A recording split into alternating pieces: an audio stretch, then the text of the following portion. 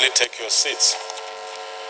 Also in the gallery are students of Debut Schools, Playgroup Nursery Primary and College from Ado Road beside MRS filling station, Aja, Lekki, Ekpe Expressway, Lagos.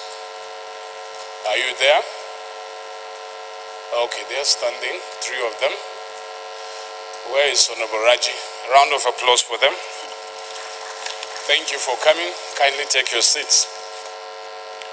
Also in the gallery are students of Top Faith International Secondary Schools from Obo Anang Junction, all the way from Akwa Ibom State. They are standing. Round of applause for them. Thank you for coming. Kindly take your seats. Last but not least, the students of Department of Accounting, Faculty of Management Sciences from University of Maiduguri. Round of applause for them. Thank you for coming. Kindly take your seats. Communications from Mr. President.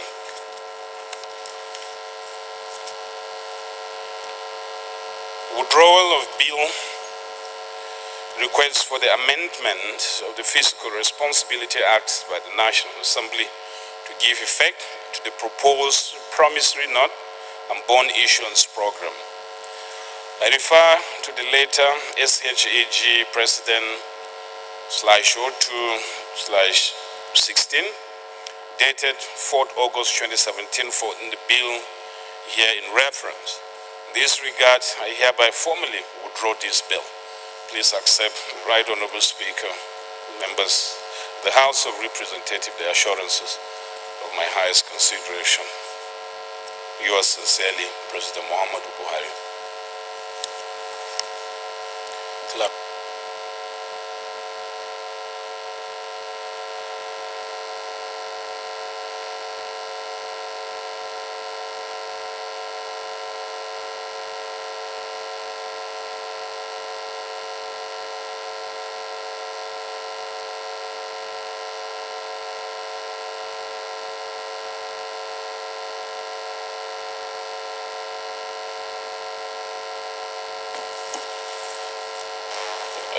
The last communication from the President requests for the establishment of a promissory note program and a bond issuance to settle inherited local debts and contractual obligations. I wish to convey the resolution of the Federal Executive Council, FEC, requesting the National Assembly to pass a bill to effect the promissory note and bond issuance program to clear the long-standing obligations inherited by this administration.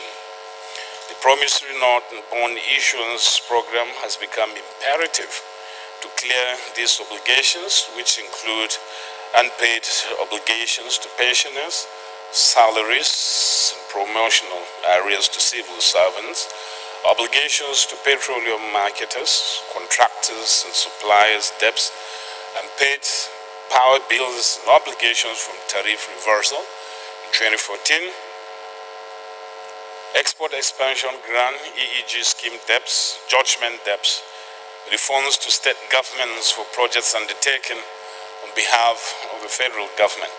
As you may be aware, sections 41 subsection 1A and 44 subsection 2B of the Fiscal Responsibility Act, FRA, stipulates that the proceeds of borrowing by the government at all tiers shall be applied solely towards capital expenditure, provide legal backing to clear the recurrent expenditure component of the obligations and requests for amendment of the Federal Fiscal Responsibility Act is sent to the National Assembly via letter from the Presidency reference SH/AG/President/02/16 dated 4th August 2017 enclosed here towards Annexure 1. I have attached information on the subject program from Honorable Minister of Finance for your consideration, who would also provide any additional information or clarification you may require for prompt approval of this program. While anticipating your usual cooperation, please accept, Right Honorable Speaker, members of the House of Representatives, assurances of my highest consideration. Yours sincerely, President Muhammadu Buhari. This communication is committed to the House Committee on Finance and the House Committee on AIDS, Loans, and Debt Management. Any member who has a petition to present to the House may please rise to do so. Any petition? Honorable Tijani. TJ. Right, Honorable Speaker, my honorable colleagues, my name is Honorable Abbas Tajuddin. I represent Zaria Federal Constituency. I'm from Kaduna State. Honorable Speaker, I have a petition by one Sesuk Saku, who lives at CRD Lube 1 layout, Sheikh Umar Eradua Road, Lube, FCT, Abuja. And the petition is against the Federal Ministry of Capital Territory and the Development Control Authority.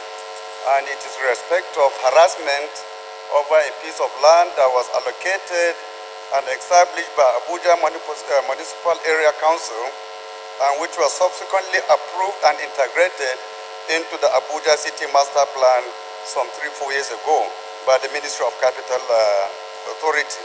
But of recent, the officers of development control, in collaboration with the private developer, have been harassing the residents of that area, which was duly allocated to them by AMAC, and they were asked to, they were being asked to actually leave that area. So they are writing to this Halo Chamber for intervention by calling the Capital Development Authority to order to ensure that they remain in their place, which was legitimately given to them. Honorable Speaker, honorable colleagues, with your kind permission, I will go ahead and lay the complaint before the House. Please proceed and lay the report. Any more petitions? There's none.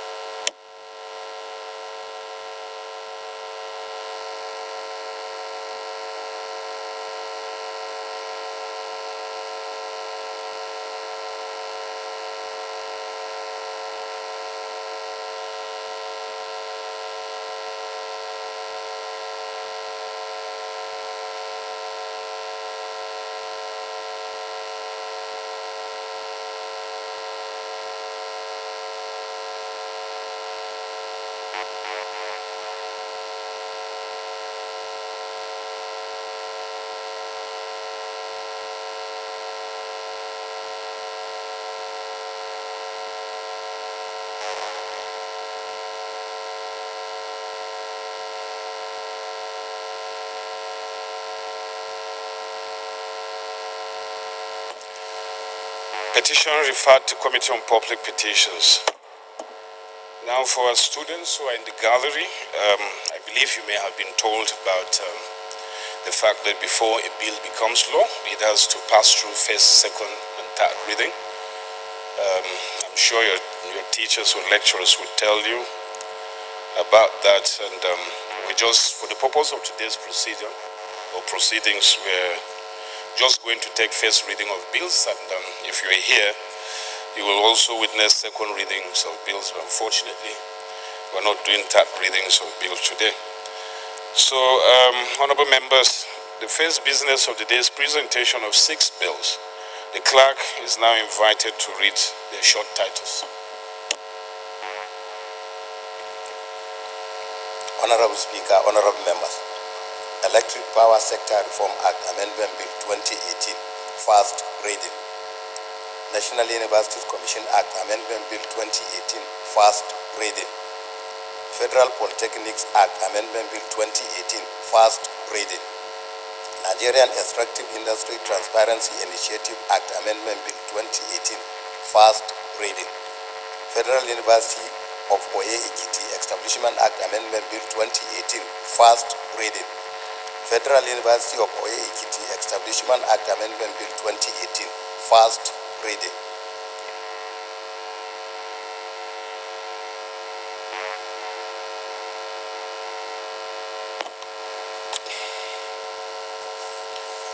So we've just taken first reading of 6 bills. Presentation of report. Honorable members, the second business of the day is presentation report Committee on Telecommunications on the issue from the Statutory Revenue Fund of the Nigerian Communications Commission, a total sum of 204 billion 800,719,000 naira only, out of which the sum of 27,063,043,000 naira only is for recurrent expenditure. The sum of 13,612,183,000 naira only is for capital expenditure.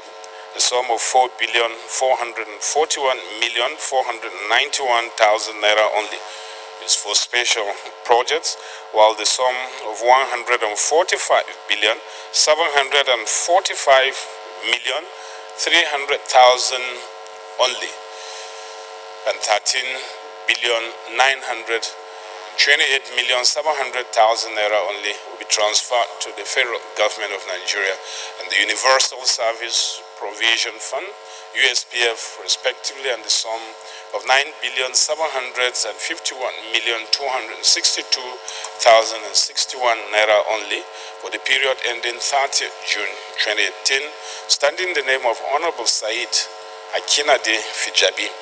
Honorable members will recall that the committee is presenting the budget proposal pursuant to the 18 Rule 91, Sub-Rule 2C and H of the Standing Orders of the House. The report is ready for presentation. I now call on Honorable Fijabi to present it.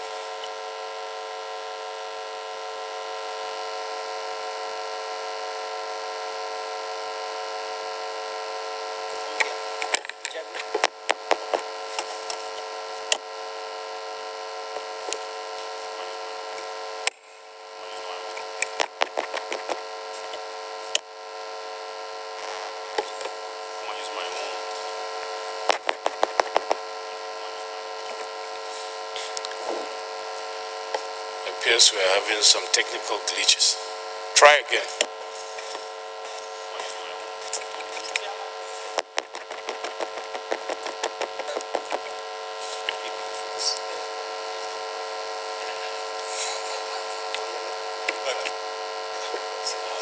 Thank you, Mr. Speaker, honorable colleagues. My name is Sahid Akinade Fijabi. I'm representing Ibadan Southwest Northwest Federal Constituency of Oyo State.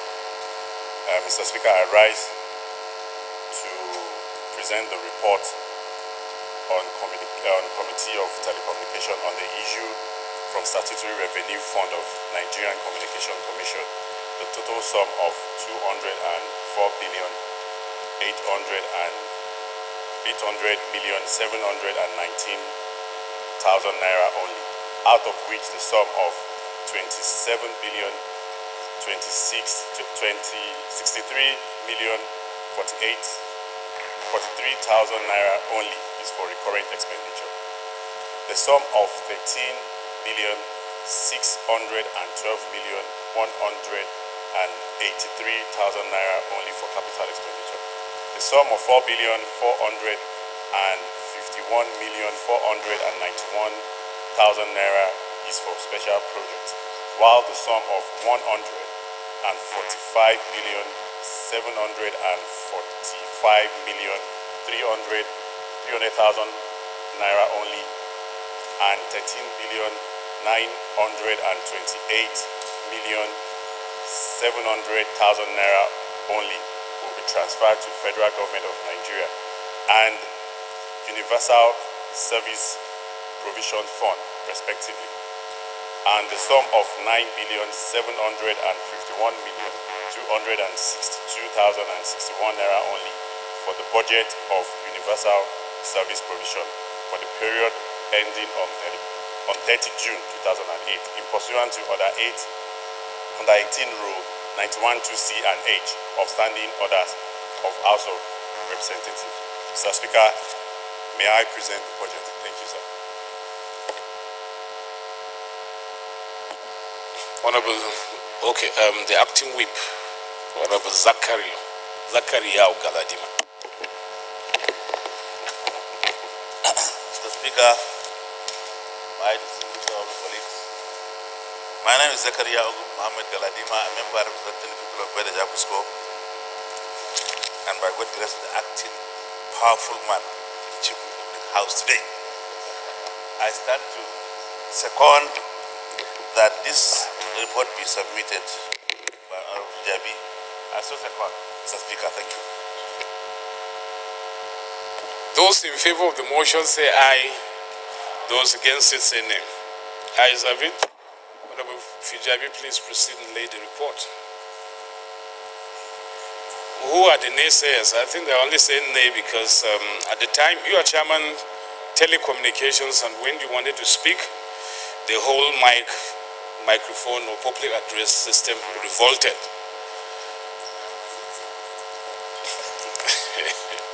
So you better do your work very well.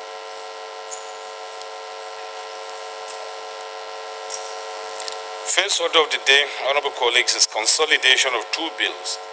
Honorable members may wish to note the bills are on the same subject matter. I now invite the chairman, Committee on Rules and Business, to move that the bills be now consolidated.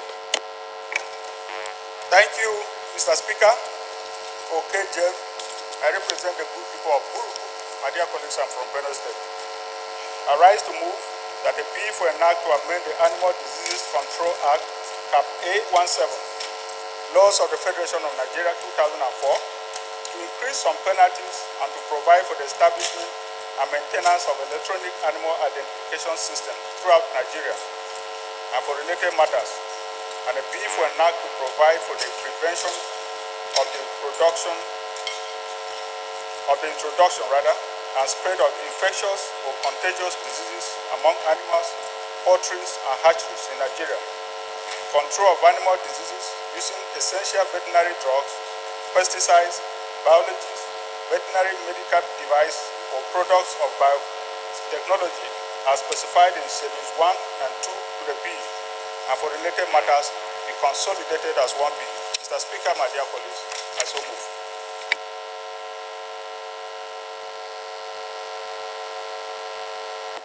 Honorable Damparam, second. Thank you, Mr. Speaker. Thank you, my honorable colleagues. I remain Honorable Damparam Abubakar Nuhu, representing Kano Municipal, the only gentleman from the municipality in the whole of the Green Chambers. And I am from Kano State. Mr. Speaker, my honorable colleagues, I rise to second that the bills be allowed to be merged as moved by the Chairman, Rules and Business. I so second.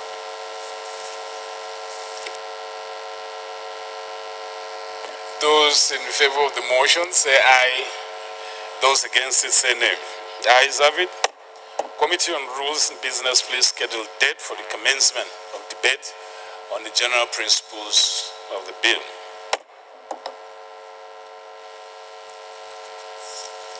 Now, for the purposes of our visitors in the gallery, we are taking second reading of bills now. Second order of the day, honorable colleagues, commencement of debate on the general principles of bill of an act to provide for the protection of persons whose private image are released on the internet and for related matters, standing in the name of Honorable Ayodeji Joseph. Honorable members who recall the bill was read the first time on Wednesday, 21st March 2018. I now invite Honorable Ayodeji to move the bill be now read second time.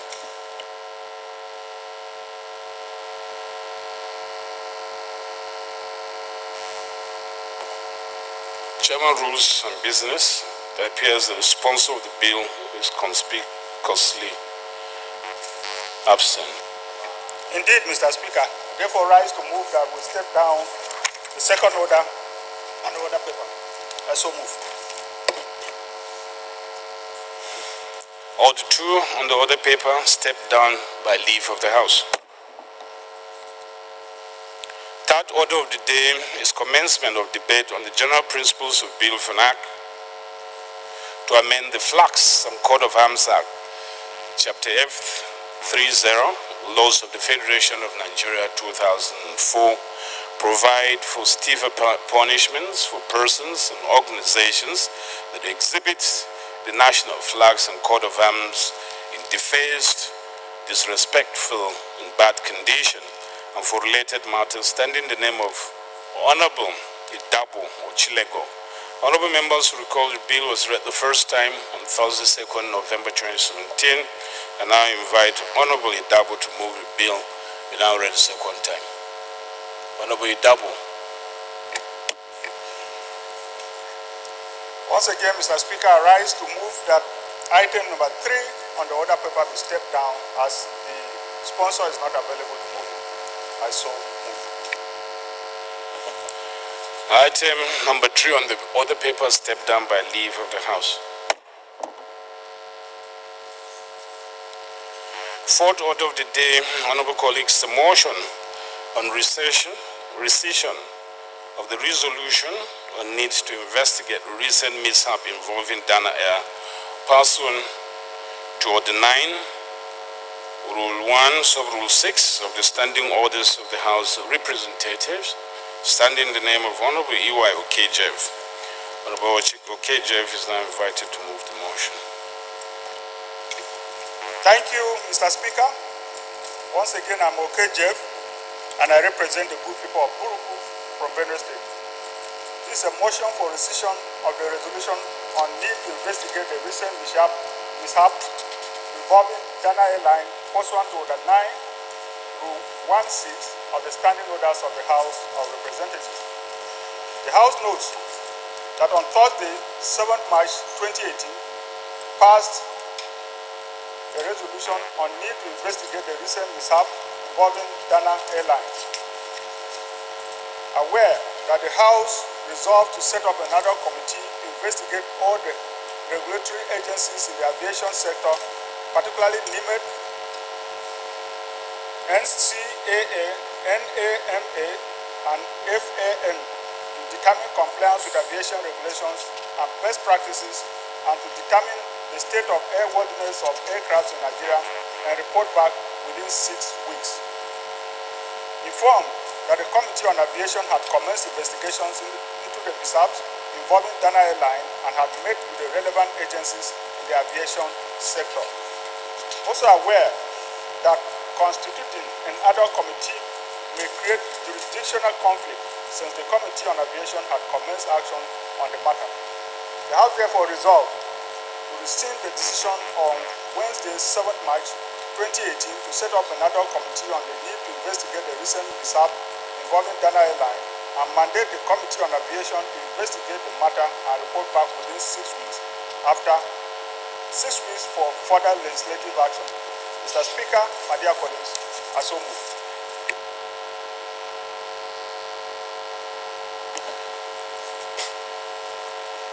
Honorable Nasru Ali Ahmed.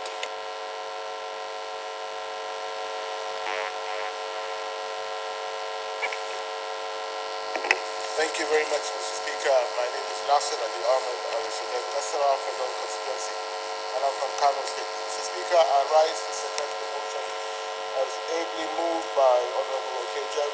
I so second it. This is a straightforward motion, and I think I'll put the question without any debate. Those in favor of the motion say aye. Those against it say nay. Ayes have it. Fifth order of the day, honorable colleagues, is a motion calling for military intervention to stem the spate of mindless killings, kidnappings, robberies, and other violent crimes in Iropo, Orilope, Olorishogo Federal Constituency of Oyo State, standing in the name of Honorable George Olatubosun Oladele. Honorable Olatubosun is now invited to move the motion. Thank you, Mr. Speaker. Right Honorable Speaker, honorable colleagues, I rise to move motion calling for military intervention in the spate of mindless killing, kidnapping, robbery, and other violent crimes currently pervading Irepo, Orelope, Olonsogo Federal Constituency of Oyo State. Mr. Speaker, my name remains Otumba Bosu George Oladele. I represent Irepo, Orelope, Olonsogo Federal Constituency of Oyo State. Mr. Speaker, the House notes the recent increase in banditry and other violent crimes in some parts of Nigeria. Also notes that the increase in activities of bandits and insurgents might have evolved from the decimation of the groups from their stronghold in the Sambisa forest and northeastern Nigeria by security agencies. Further notes that the violent groups, sometimes consisting of foreigners from neighboring countries, are currently on the move and finding safe havens in other places within and outside Nigeria. Aware that in the last 3 weeks, some of the insurgents and bandits have appeared in the northern axis of Oyo State, especially in Kishi, Igboho, Igbokwe, Igbeti, and of Irepo, Orelope, Olonsogo Federal Constituency, and over 200 villages and nearby settlements. Also aware that the insurgents and the bandits are presently in makeshift camps within the Old Oyo National Park and Games Reserve, traversing the federal constituency and the northern part of Oyo State, spanning approximately 2,500 square kilometers of forest land. Disturbed that the bandits cross the roads within the federal constituency at will to rob passengers, kidnap people, instill fear, and negotiate for and collect ransom randomly. Further aware that when the bandits are not on the highway, they storm villages to maim, loot, and even kill in search of food, money, and shelter. Also disturbed that villagers, farmers, and cattle rearers living in surrounding villages have now fled and taken refuge in Igbeti, Igboho, Kishi, and so on, thus sleeping in open spaces, overstretching the already limited amenities. Further disturbed that Irepo, Orelope, Olonsogo Federal Constituency of Oyo State now has internally displaced persons, which may result in famine as farmers and herders have fled from their farms and villages. Worried that in the last 3 weeks, no fewer than 8 people have died, while more than 15 persons have been kidnapped for ransom, some resulting in fatalities and gunshot injuries. Conscious of the fact that if drastic and decisive actions are not urgently taken, economic and social activities within the constituency will be completely paralyzed, with the attendant economic effect on the southwest zone and the country as a whole. Resolved to observe a minute silence in honor of the victims of the mindless killing. 2. Urge the Chief of Army Staff and Air Staff and Inspector General of Police to urgently deploy the necessary forces to quell the activities of the bandits and insurgents. 3.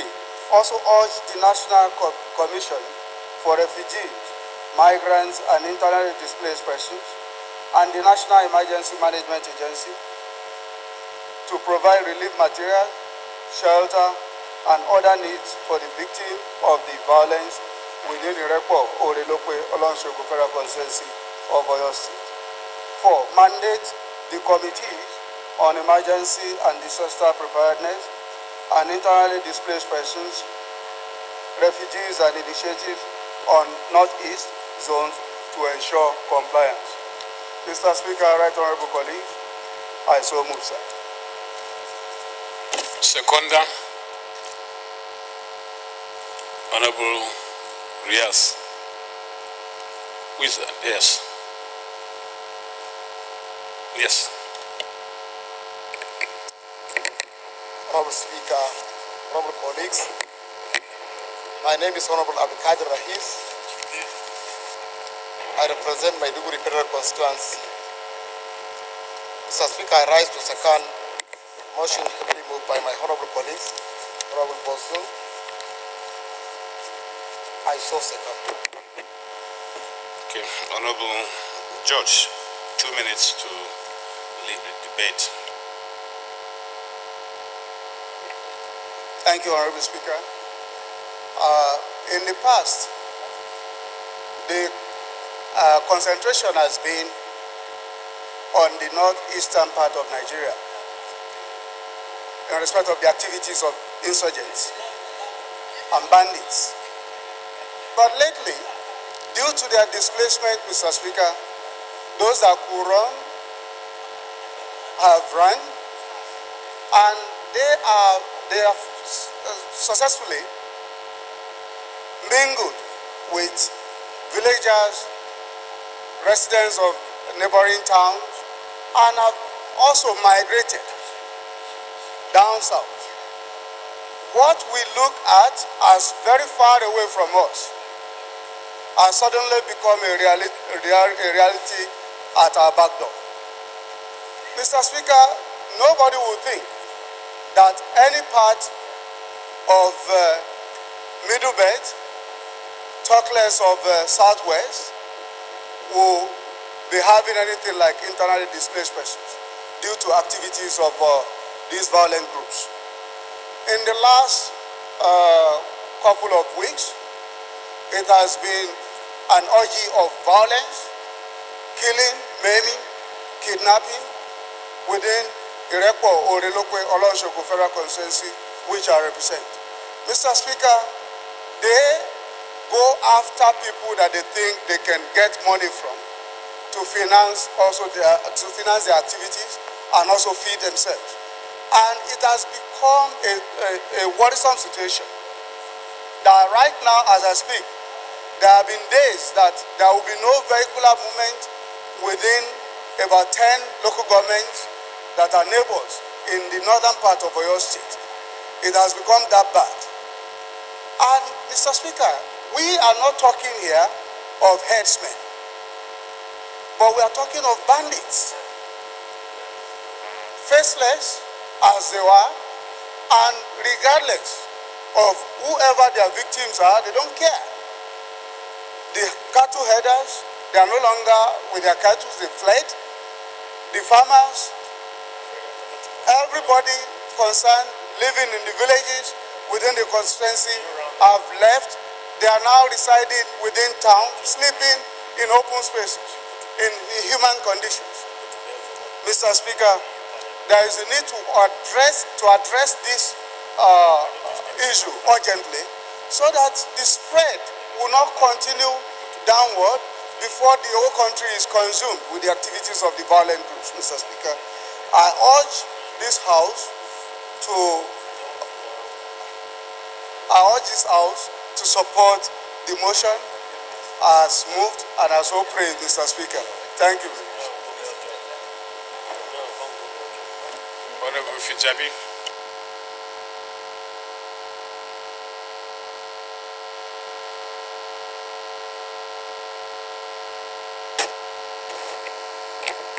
Thank you, Mr. Speaker, honorable colleagues. My name is Saeed Akande Fijabi. I'm from Ibadan, Oyo State. Mr. Speaker, in supporting this motion, I have to give kudos to the mover of the motion. Mr. Speaker, but we need to note that the heading of the motion that says call for military intervention, we need to be very careful saying military intervention. Yeah, so I will ask the mover of the motion maybe to amend the heading to something that will look more civil than military intervention. But Mr. Speaker, the motion is timely, and I'm from Oyo State too, so we need to be very careful.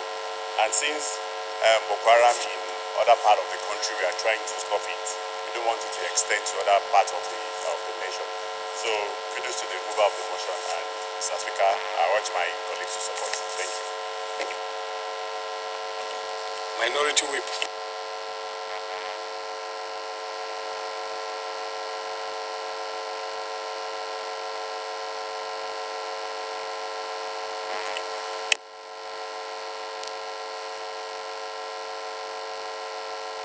Clerk, let's have the technicians check our mics, please. Just try some of the mics there. No, behind you, because you can't go to the majority seat.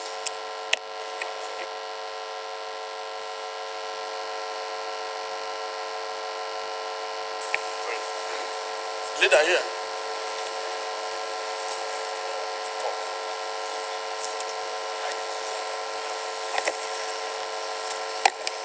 Thank you, Mr. Speaker. Honorable colleagues. My name is Yakubu Umar Bade. I represent Chikun Kajuru Federal Constituency. I'm from Kaduna State. Mr. Speaker,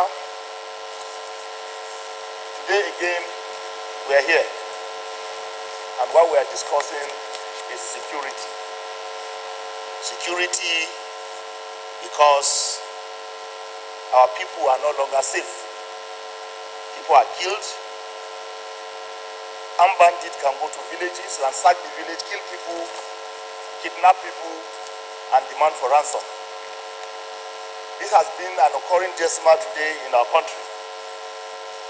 And we all know that when these armed bandits kidnap people and they demand for ransom and they are paid, the next thing they do is to buy sophisticated weapon and they are free to take over territories. Mr. Speaker, I'm very worried. And I keep on saying different times that if we don't rise up and curb or reduce the insecurity in this country, God forbid, we might go the way of Rwanda. And I pray it doesn't happen.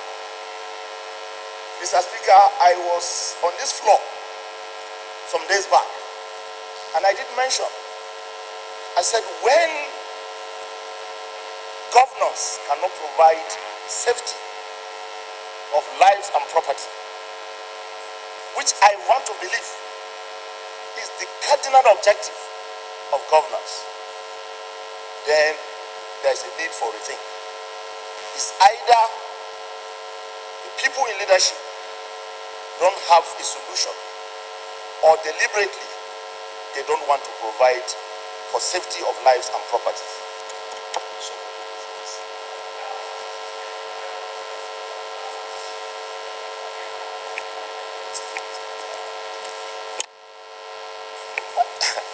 I hope some people don't want me to talk, but I think my voice must be heard. This is the parliament of the people. Mr. Speaker, even last week, in my constituency, people were kidnapped and they demanded for ransom. I was asked to contribute, and I told the people I will never contribute to pay ransom because I believe it is the failure of security. And these things keep happening, and we are not ready to tell each other the truth. In a situation of armed bandit intervention or killing or robbing, the question one want to ask, what has the Nigerian police done? Because before you call for military intervention, you have to make sure that you exhaust the available means. And the available means in terms of social insecurity is with the police. It's when the police has failed that you bring in the military. Mr. Speaker, here on this parliament, we passed vote of no confidence on the IG. Mr. Speaker, Mr. IG is still mounting his position, enjoying whatever. And it's a sign that either the IG is too big to be punished, or there is no replacement for him. And he is accountable or answerable to the commander-in-chief. Mr. Speaker, here we passed that vote of no confidence. Like I said, nothing has been done. The security situation has not improved. And we say we have governors. Honorable colleagues, this is not about party. This is not about your tribe. This is not about where you're coming from, because it can happen to any of us here. We can ask people from the northeast. Some of my colleagues today knows what they are going through. And we keep going as if nothing is happening. And people who have neglected their function, who have neglected their duty, are not called to order. They are not punished. And is that a point, is that an encouragement to people, very good Nigerians, who wants to see that there is unity? Good Nigerians who want to see that we live in peace and harmony. If people will neglect their functions or will not do their duties and they are not punished, and rather they are pampered, I think it will cause for a disillusion among patriotic Nigerians who want to see that there is security of lives and property. Mr. Speaker, for me, I will continue to say it. The security has failed, and the Commander-in-Chief needs to call them to order. If they are no longer innovative, if they are analog, they should leave the stage and bring people who are digital, who can bring in digital protection of our lives and properties. That is my point every day, and I'll continue to say it, because none of us here today can beat his chest and said he can go to his constituency and move freely. You need to be taking police. Then what will happen to the ordinary people? Mr. Speaker, we need to do something, and we, the Parliament, have to be the vanguard of the change, and the change must be people who cannot perform must leave. Thank you, Mr. Speaker. Honorable Toby. Thank you, Mr. Speaker. Honorable colleagues. Mr. Speaker, my name is Toby Okechukwu. I represent an area of Woji River Federal Constituency. Mr. Speaker, I'm from Enugu State. Honorable colleagues, security of Nigerians has become a big problem. When it started in the Northeast, everybody would have thought I'm not from the Northeast. Suddenly it moved down to Middle Belt. Everybody would say I'm not from Middle Belt. Today, it has moved down to Southwest. It had touched Southeast. And of course, in the Northwest, I have a number of my colleagues. In fact, the man who is representing Pirinungwari, where we went to inspect a federal road, we were advised not to go there. Mr. Speaker, the members of Committee on Works were asked not to think of going to Pirinungwari. Why? Because we were potential targets for kidnapping.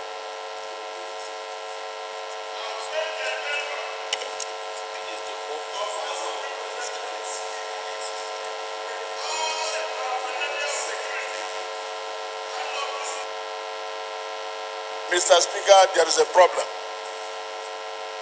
The consequences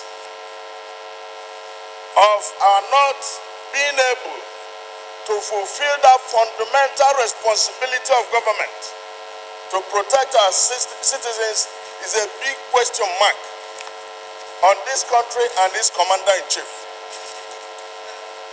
Mr. Speaker, I've always said there are three cardinal principles or three cardinal programs based on which this government came into power.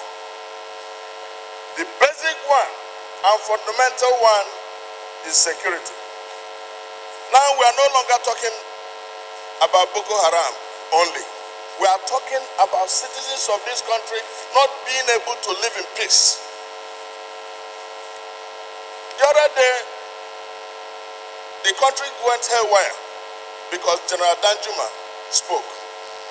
If a man of that caliber, who has been responsible and commanded our armed forces, and was chief of defense, was the minister of defense, even when he had retired, and had a helicopter view of what security, the military operation should look like. If we could say that there is collusion, then something is fundamentally wrong.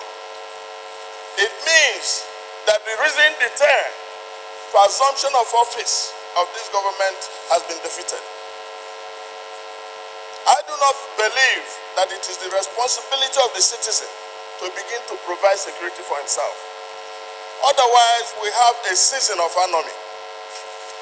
I've had the opportunity of reading Wole Soyinka's Season of Anomy. It means anarchy. It presupposes a situation where you take the laws into your hands. And I do not think this republic should be run that way. Today, a good number of my colleagues have been kidnapped, or their relations have been kidnapped. If they could be kidnapped and harassed and killed, what happens to other ordinary citizens? Mr. Speaker, I believe strongly that we need to look into this. Whether it is in Taraba State, whether it's in Oyo, these are manifestations of fundamental problems of either not being able to lead or not being able to understand what is happening in the country. We cannot be deteriorating every day. Honorable colleagues, I believe that there has to be a wholesome approach to this problem. When you are delegated to go and deploy as IG of police in Benue State and you fail that responsibility in breach, what else do you expect? There should be sanctions, Mr. Speaker. The commander-in-chief should take action. Otherwise, we are not living as a republic. And the entire reason for forming a government would have been defeated. So I call on my colleagues to please not just only supporting this motion. The resolutions for resolutions for 3 and 4, we should come immediately to the aid of those who have been affected in this instance. But more importantly, I do not think we need piecemeal approach. We need fundamental solution to this problem. I so support. Dr. Achipo.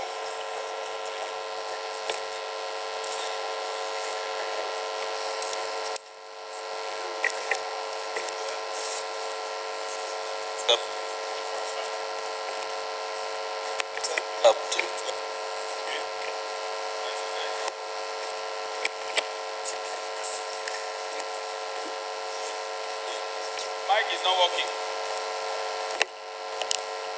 Try again. Okay. Thank you, Mr. Speaker, for yielding the floor to me.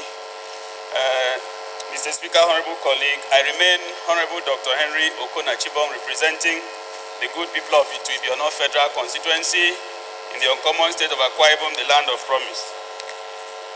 Mr. Speaker, it's very appalling that we don't have security in this country because of what has happened in these times. Mr. Speaker, some time ago, when the Dapchi girls were kidnapped, the reason was that the military were demobilized to another area for security purpose. What that tells me and tells Nigerians is that we do not have enough capacity in terms of the security agencies in this country. And I ask myself, how many military personnel do we have in this country?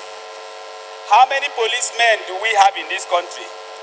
Some days ago, I was discussing with somebody and I was shocked that I was told by a policeman, an officer, that we have less than 400,000 policemen in this country. I don't know how true is that. But if we have less than 400,000 policemen to take care of over 180 million Nigerians, then that is a far cry from the standard that is obtainable worldwide. And so, the other day I read somewhere they said about 58,000 ghost workers were discovered on the payroll, in the payroll of the security agency. I wonder how that could have taken place. That also adds to the issue of corruption. Now, Mr. Speaker, I think in order to solve security situation in this country, we have to go back to the basics. First of all, we cannot fight security, we cannot fight insurgents, we cannot fight kidnapping, we cannot fight stealing and robbery if we don't have enough security men. So it is high time this country, this government, this leadership knows that the security of Nigerians is paramount as contained in the Nigerian Constitution, because that's the primary focus of government. And I believe that every year, I think I remember that the last massive employment that was done in this country, I think was done during the Obasanjo regime. And since then, we've not had employment into the police force in large number. I think this shows us that we need to go back to the basics and employ enough manpower to take care of our security. And even those that have been employed, what is the security, what kind of training have they been able to receive to help them to, to take care of these security situations? Even if you were to draft a policeman to the area that my honorable colleague has pointed out, even other areas, do they have the ammunitions? I know that for some of us, for some of those that have security details, you discover that they don't even have enough bullets to take care of them. So you find out that if you go to the police station, a typical policeman is given just one bullet to go out with, and he's supposed to come back and account for that one bullet. So what happens to all the money that has been appropriated to the police force? So, Mr. Speaker, in supporting this motion, I wish to state that the government should do more in terms of employment of more security men to be able to take care of this security situation. Thank you, Mr. Speaker. Honorable Chika. Thank you, Mr. Speaker. My dear colleagues, I'm Abubakar Chika Adamu. I represent Shiroro Rafimuya Federal Constituency. Mr. Speaker, I am from Niger State. Mr. Speaker, my dear colleagues, this is the first time in this chamber I saw a motion as regard to the insecurity in Nigeria coming with a right or the clear situation in this country. Though the motion was initially talking about military intervention, we became very apprehensive, but going by the content of the motion, this is the first motion that is not talking particularly about herdsmen fighting with farmers. And I've been saying it, Mr. Speaker. The problem in Nigeria is not the issue of herdsmen-farmer clashes as alleged. Mr. Speaker, Nigeria is under siege. Whether like it or not, this is the true situation. Mr. Speaker, there are mercenaries going around in this country freely. For some of us who were at the Senate Security Summit, there was a submission that an attack was taken to Numan, an attack that took place in Numan. Within the next 6 hours after the attack, the attackers were in Cameroon. What happened? They found a ditch, they buried their arms and ammunition. This is a statement from a security chief in this country. Now we've been chasing shadows, saying herdsmen, herdsmen, herdsmen. But the reality is an issue of mercenaries in Nigeria. It's better we look at it from that perspective, from the real point of view, then we can solve this situation. But when we continue to chase shadows, thinking it is herdsmen and farmers clashes, we will never come to see the reality of the situation we find ourselves. Mr. Speaker, recently, yes, we've been talking, we're on the police. We had the assumption that Nigerian police is about 340 to 350,000. But reality has come to shock. Recently, the verification that took place in the Nigerian police has clearly indicated the under-policing of this country. Today, it is clearly stated that Nigerian police are about 291,000. Mr. Speaker, a population of an average 180 to 200 million, police by 291,000, how can you have security? This is laughable. Mr. Speaker, we have to be serious. We have to be very serious. We've been moving in assumption. We've been moving in falsehood. But the reality are coming out day by day. There is a need. This House should be committed to ensuring that Nigerians have an average police that will protect us. It's not about the issue that security men are colliding with private citizens to bring about ethnic cleansing. No. The military are overstressed. They are overstretched, sorry. They are overstretched. They find themselves in operations that they are not supposed to be engaged with. The military are supposed to protect the border and the integrity of Nigeria, not for peace within communities. That should be undertaken by the Nigerian police. Mr. Speaker, we have proliferation of so many agencies, civil defense, immigration, and whatsoever.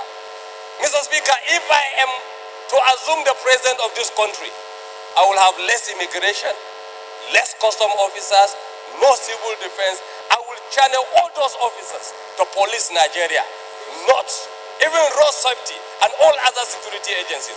We have produced so much security agencies to the detriment of the security of Nigeria. We better be serious. Mr. Speaker, my dear colleagues, I think from this motion, we should see where the insecurity of Nigeria is coming so that we can tackle it head on. Thank you, Mr. Speaker. Thank you, my dear colleagues. Last on this row, Chairman for Relations Committee. Thank you very much, Mr. Speaker, sir, for yielding to me. My name is Nenna Elenu KJ, member representing Bende Federal Constituency. Mr. Speaker, sir, I'm from Abia State. Mr. Speaker, I want to thank the mover of this motion. But let me say, Mr. Speaker, sir, that both by title, by content, and by prayers, Mr. Speaker, sir, this motion fills me with a sense of deja vu. Every week, Mr. Speaker, we have motions exactly like this. Every week we're on our feet to observe a minute's silence for people who have been killed from different parts of the country. Mr. Speaker, sir, hitherto the conversation was about Boko Haram and terrorism. It was confined to the northeast. But Mr. Speaker, sir, every constituency, every geographical zone, every state in this country is beset with incidents such as this. Mr. Speaker, in my constituency in Bende, we have marauding headsmen, we have conversations like this. In Enugu, in the north, in Jos, in Taraba, in Kaduna, in Kan, everywhere in this country, in Lagos, in Osun State, in Ogun State. Mr. Speaker, no part of this country is exempt from this type of thing. And so, Mr. Speaker, what it means in essence is that what we're battling is not terrorism. Mr. Speaker, what we're battling is not kidnapping, because we talked about that on the Kaduna Expressway. It's not in Kaduna. Mr. Speaker, it's not herdsmen in Taraba or in Jos or anywhere in Plateau or in Benue. Mr. Speaker, the truth of the matter is that this motion could be anywhere in the 36 states of our country or in the 774 local governments of our country. What does that mean in essence, Mr. Speaker, sir? I am very sad to say that unfortunately the bottom has fallen out of our security apparatus. Mr. Speaker, my colleague just said Nigeria is on the brink. People have used different phrases to describe what is happening in our country. People have spoken about collusion. People have spoken about an overstretched military. People have spoken about an under-policing of the state. People have talked about the nomenclature of the Nigerian military. People have alluded that it may be because of invasion, and some people even said our country has been invaded without us declaring war and without them firing a gunshot. They've taken over our country. That is what certain people allude to. So when we look at everything from our border policing to immigration to migration to the police under policing of the state, to the fatigue, battle-weary soldiers, under-financed, under-equipped military. Mr. Speaker, sir, the truth of the matter is that we can sit down here every day and have those conversations, very emotionally motive conversations about the things that happen to our fellow citizens. But, Mr. Speaker, unless and until we as Parliament, we as representatives of the people, sit down and call it exactly what it is and seek ways to deal with it in a whole-scale manner, Mr. Speaker, sir, unfortunately, we may just be offering echo again and no commitments. Mr. Speaker, what is the census of the number of Nigerians who have been killed in Nigeria this year in things like this? Where are the prosecutions for the people who have done this thing? Mr. Speaker, if it is because there are people who have flouted or breached our borders, what have we done to strengthen our borders? What are we doing in ECOWAS to talk about free movement of goods and services and people? Mr. Speaker, what are we as a country doing? I am tired, Mr. Speaker, of standing up every day and offering a minute's silence. It is tokenism. The dead now don't want our respect, Mr. Speaker, sir. They want us to stand up and do something. They don't want us to be quiet for 1 minute anymore. They want us to start to call it what it is. We must start to speak. Call it what it is, Mr. Speaker. The silence is deafening.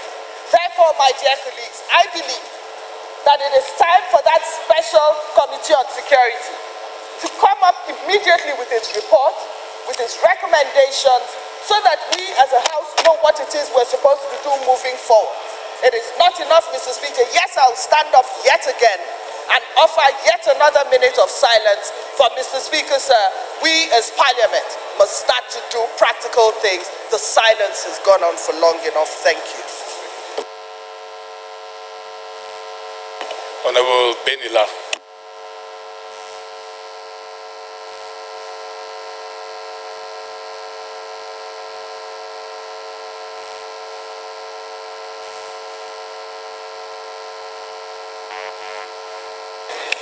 Is the mic working, please? Check.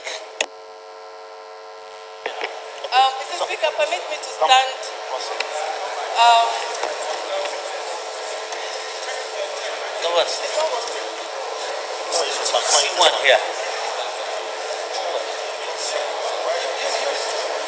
Permit me, Mr. Speaker, to use the microphone of my colleague, Honorable Gideon Gwoni. Mr. Speaker, I just want to add to all that is being said, but I also want to stress that, as we well know, the Constitution of Nigeria provides that the security of lives and property shall be the responsibility of government. It's very obvious and very clear that government has failed in meeting this constitutional provision.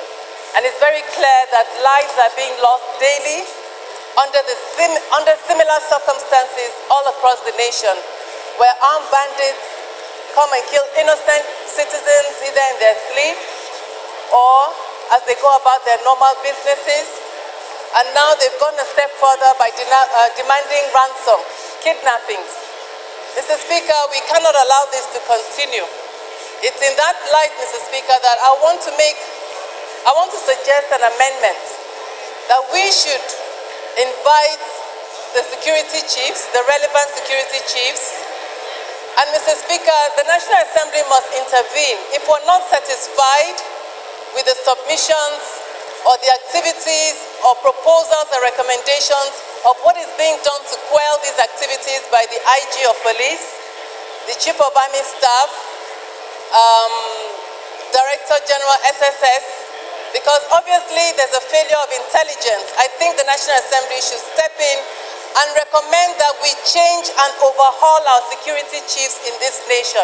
It's about time that we intervene. We cannot have the same security people at the top and the same things are happening for years, and it's even getting worse, and nothing is being done about it by the executive. I think the National Assembly should step up and make some very strong recommendations that we overhaul the entire security system, beginning from the top. Maybe that will send a strong signal and that will save many lives. Mr. Speaker, I also want to say there's a strong failure of intelligence, because if you look at the paragraph that says, also aware that the insurgents and the bandits are presently in makeshift camps within the old Oyo National Park and Games Reserve, traversing the federal constituency, spanning approximately 2,500 square kilometers of forest land. It means they know, the security forces know where these insurgents are. What is being done to quell them or to stop them right there and to remove them from that forest and clear this forest? Because it seems they're operating from this forest and they've gone to about 200 villages within Oyo State or within that federal constituency alone. Mr. Speaker, I think it's time that we take very, very decisive steps and the National Assembly intervenes to make sure that this situation is reversed. Thank you, Mr. Speaker. Honorable Chidoka will come here.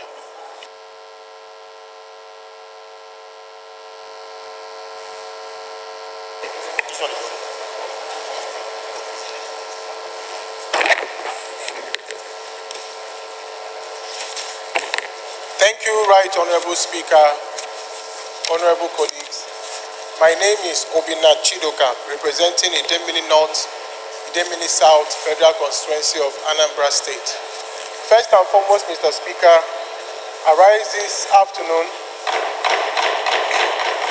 to commiserate with our colleague, Honorable Bosu Oladele, the people of his constituency, Oyo State, and indeed every Nigerian who is represented here today. The issues of killings, banditry, armed insurgency has become a theme of everyday occurrence in Nigeria. And we have watched Nigeria descend gradually to what I will call a theater of war. Very soon, Nigeria will not be better than countries like Somalia, where on the streets of Somalia you see people with guns. And I think that we need to do something urgently to stem the tide of armed banditry and insurgency in our country, Nigeria. Safety is one of the key parameters of every government, and it's enshrined in the Constitution that you must guarantee the safety of your people wherever they might live on the face of the earth. And I think the Nigerian government should take these issues very seriously.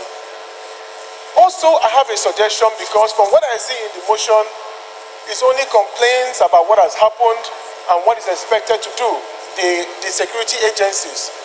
We need to start thinking out of the box and start thinking of solutions. How do we stop these issues? Let me give you an example, Mr. Speaker. I've heard my colleagues speak about the lack in numbers of policemen, of military men who is stretched fighting from one end of the country in the south-south to the other end of the country in the northeast. So you find out that the security agencies probably don't have the numbers and they don't have the sophistication in terms of equipment that the Nigerian government needs to budget for them to be able to fight insurgency. I've heard issues when they see the insurgents coming, they all take to their heels because they don't have enough ammunition and the firepower to withstand the oncoming insurgents. Now, Mr. Speaker, my solution. If you go to my constituency, Idemili North and South, a road that is less than 5 kilometers from Mpo to Umoji to Uke to Idani and to Nobi, on that stretch, Mr. Speaker, there are about 10 police checkpoints. What did they do there? Extortion. They mount checkpoints everywhere and they collect money from motorists. And people are complaining bitterly I've had issues with them myself, personally. And we're saying, what are they doing there? The federal government can mop all of them up because that area is free of conflict. What we can do is to put them at the fringes, at the borders, to show that they can maintain internal security, not within the metropolis.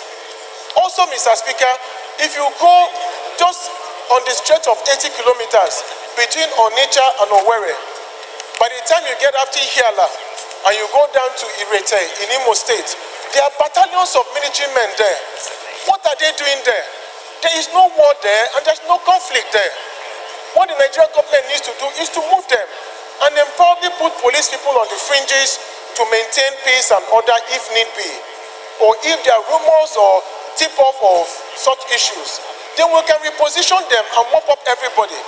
I was happy when the IG of police said he was going to call back all policemen attached to some VIPs, certain VIPs, because everybody in Nigeria, once you have money, you can buy the policemen, put one Hilux in front and back, whether you're a Nigerian or not, whether you're a Chinese citizen, whoever you are. Mop them up and position them properly.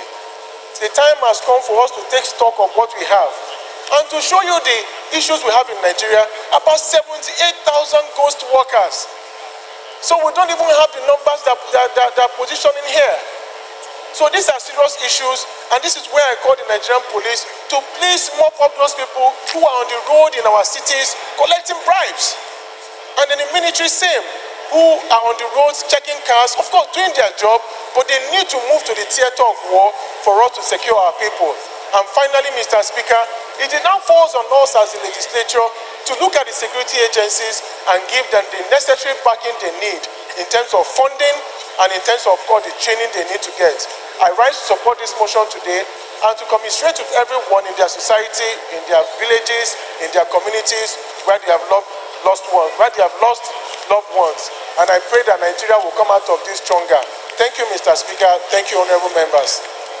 Honorable Frederick.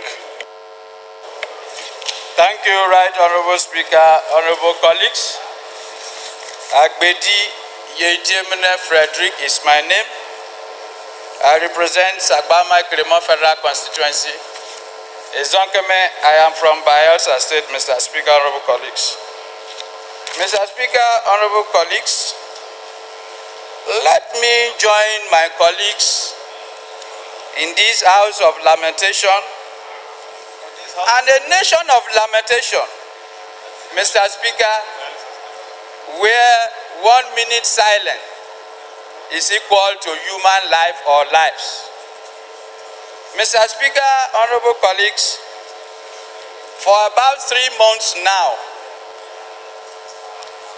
every legislative day, every week, we are here with a motion that tells us about a number of innocent citizens of this country that are mowed down in cold blood.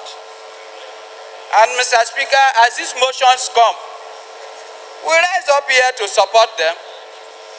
We rise up here to sympathize with them. And so it has been without a solution. Mr. Speaker, honorable colleagues, the Senate even caused a security summit to be convened. Did that solve any problems? No. And it is continuing. Mr. Speaker, it makes me to understand that we in government have failed our people, because it is the responsibility and duty of government to protect lives and property. And any government that is unable to do that has failed our people.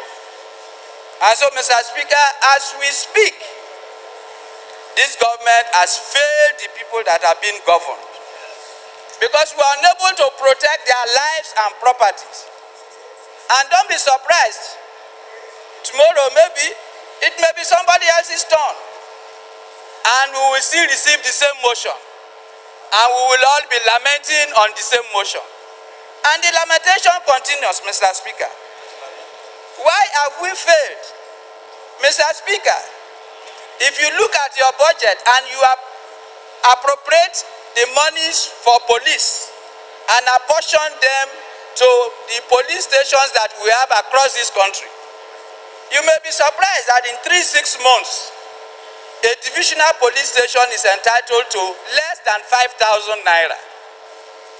Less than 5,000 naira. And ask me what that police station will do with 5,000 naira. Mr. Speaker, we are all here when our colleagues propose a bill for state police, and the majority in this house threw that bill out. But Mr. Speaker, and that's the beauty of democracy, but Mr. Speaker, let us note that the logistics support that the state police, the military get when they go for operations in various states, a greater percentage of the sum of money that is expended comes from that local government, comes from that state. And yet, they have no contribution to how to ensure that there is protection, using the security to protect lives and properties of their people in that local government or in that state. And so we as parliament, we failed. If we cannot, in our own understanding, give security in terms of state police, local government police to the people so that they can understand their environment, understand the security challenges in their environment and deal with it, then we have failed in our duty to protect lives and property. Mr. Speaker, honorable colleagues, I say this government has failed because the military, the service chiefs, if they no longer have new innovations that can help in redeeming the security situation, then what are they still doing in office, Mr. Speaker, honorable colleagues? If government wants to carry out an assignment, like one of my colleagues said here, we were to go to Plenary quarry, and they said that is a no-go area, which means that our security has failed. Their security architecture has collapsed. If government officials say you cannot pass this route, it goes to mean that that particular environment or territory has been ceded to criminals. If it is ceded to criminals, then of course it's no longer your territory. Mr. Speaker, honorable colleagues, Nigeria is in serious trouble, serious security challenges, is in a situation that if we are not quick to take appropriate, adequate steps, this country will not find peace.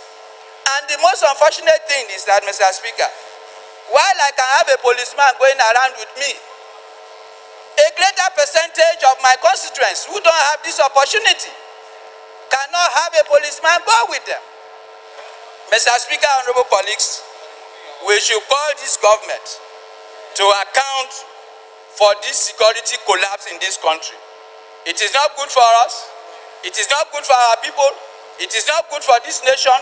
We are happy to be Nigerians, and we want to continue to be Nigerians, and not a Nigeria where some criminals will force us out of this nation. So, Mr. Speaker, I support this motion in its entirety, and I stand bold to say that the security architecture as it is today has to be overhauled.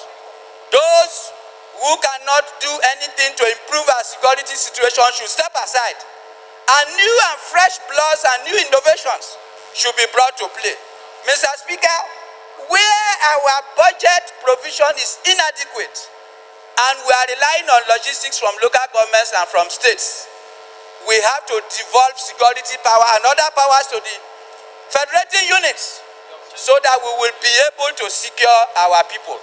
Because without their votes, we will not be here. Without their votes, we will not be people elected to make laws for this nation.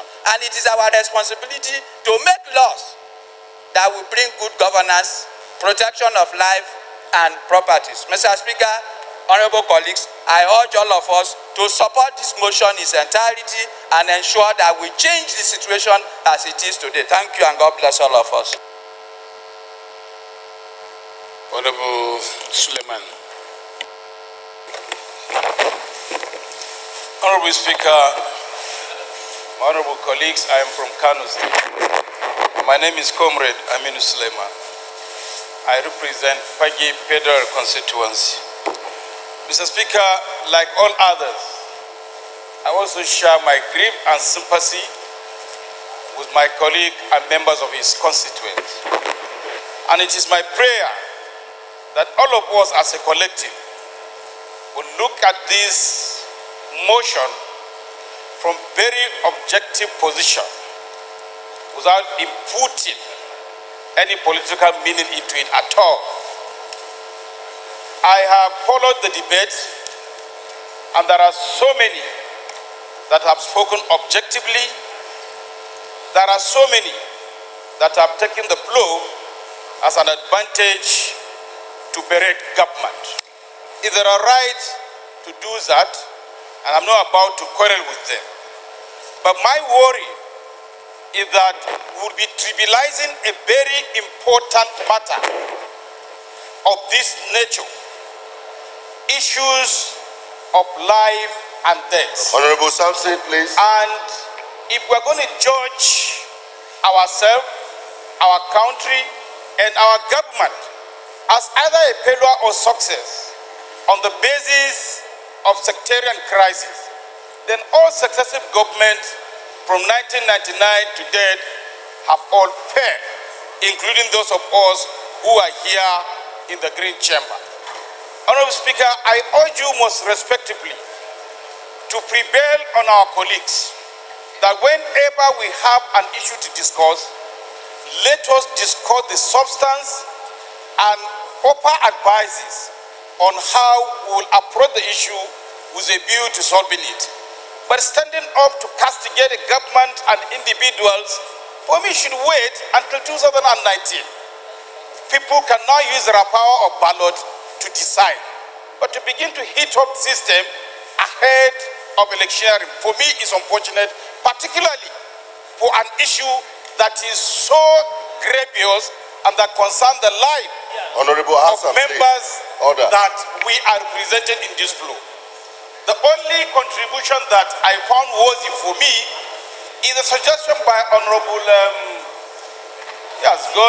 Niger, that Chika, that we should look at the possibility of increasing the capacity and number of the Nigerian police.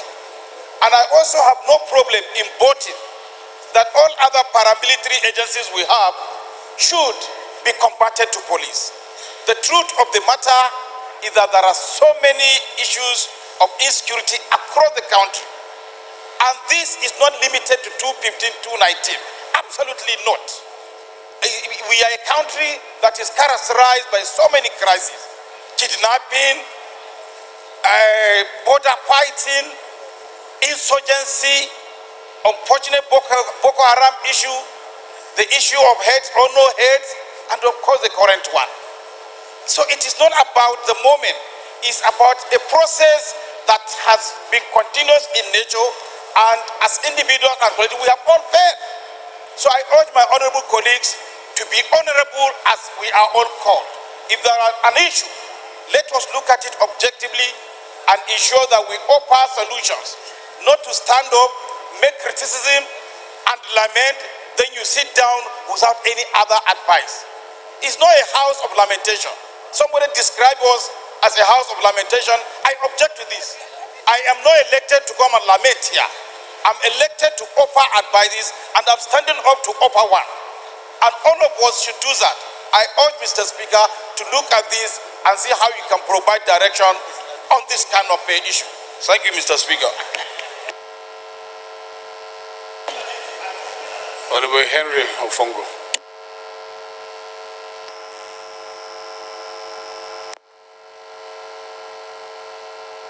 Colleagues,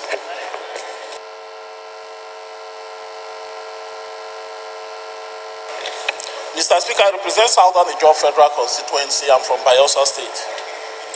Mr. Speaker, I want to lend my voice in support of this motion.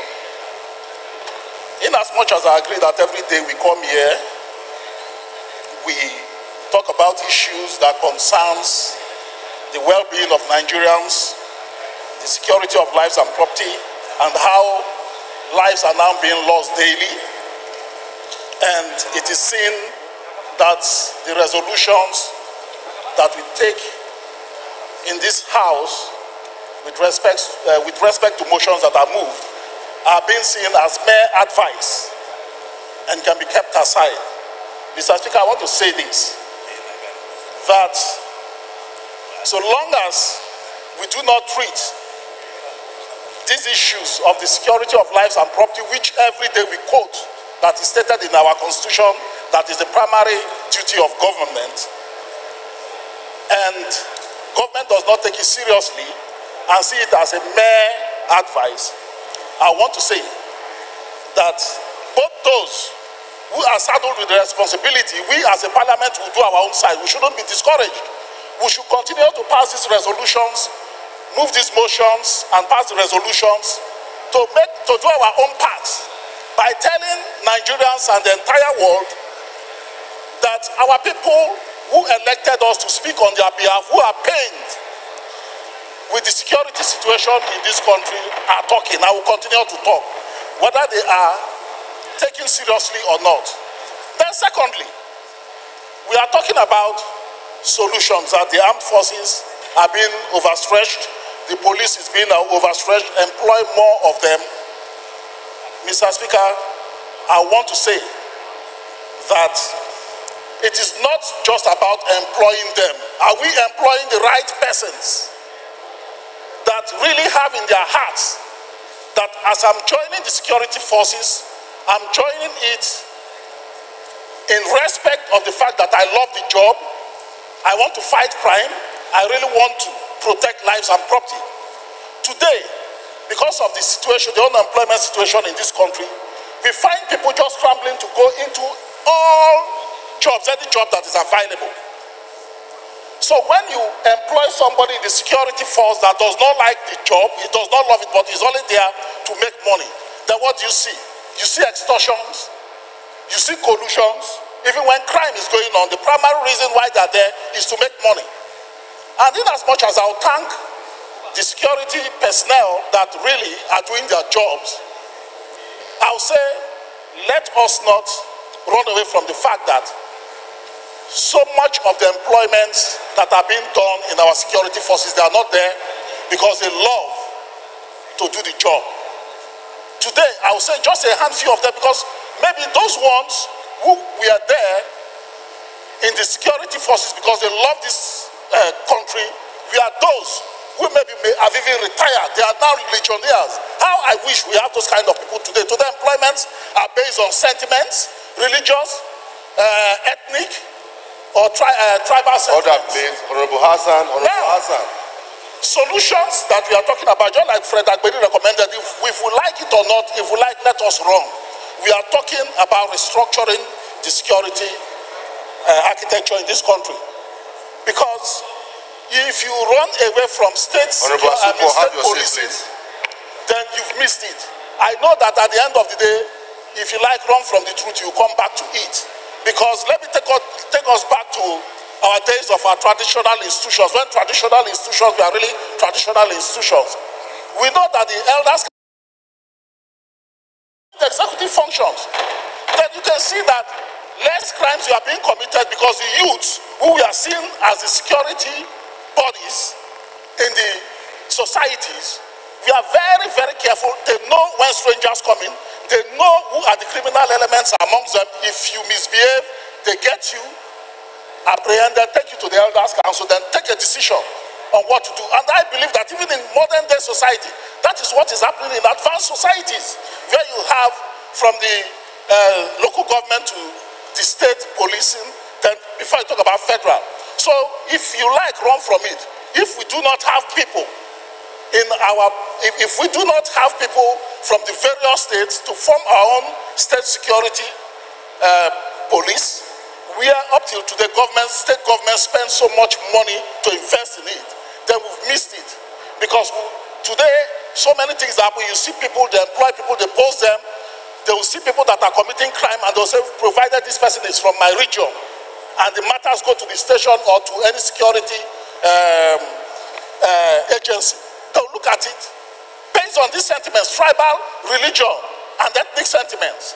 So I want to say that while supporting this motion, I want to say that let us really reconsider going back to our constitutional review to look at the issue of state policing, so that let us see that most of these things will be brought to the minimum level.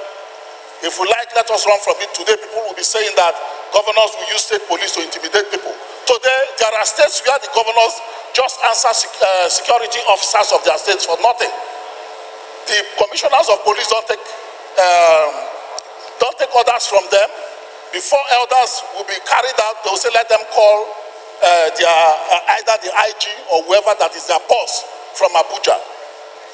Today, the same thing we are afraid of is what is happening. But if we look at the benefits of the security of lives and property, that not go the way most motions are going, trying to make us so acute and directing to a particular ethnic nationality or whatever.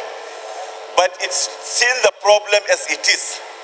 The issue of banditry, violent crimes, insurgency. And I think I'm very happy about it because Nigeria is under siege.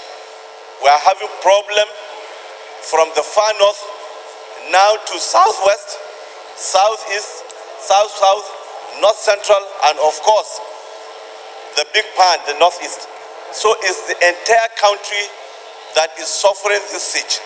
And if you keep on just using the word herdsmen, then you are making it so narrow.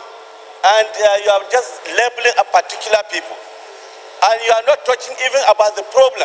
But this is the first time I have seen a motion which is talking about the problem of banditry, killing directly, violent crimes, and so on.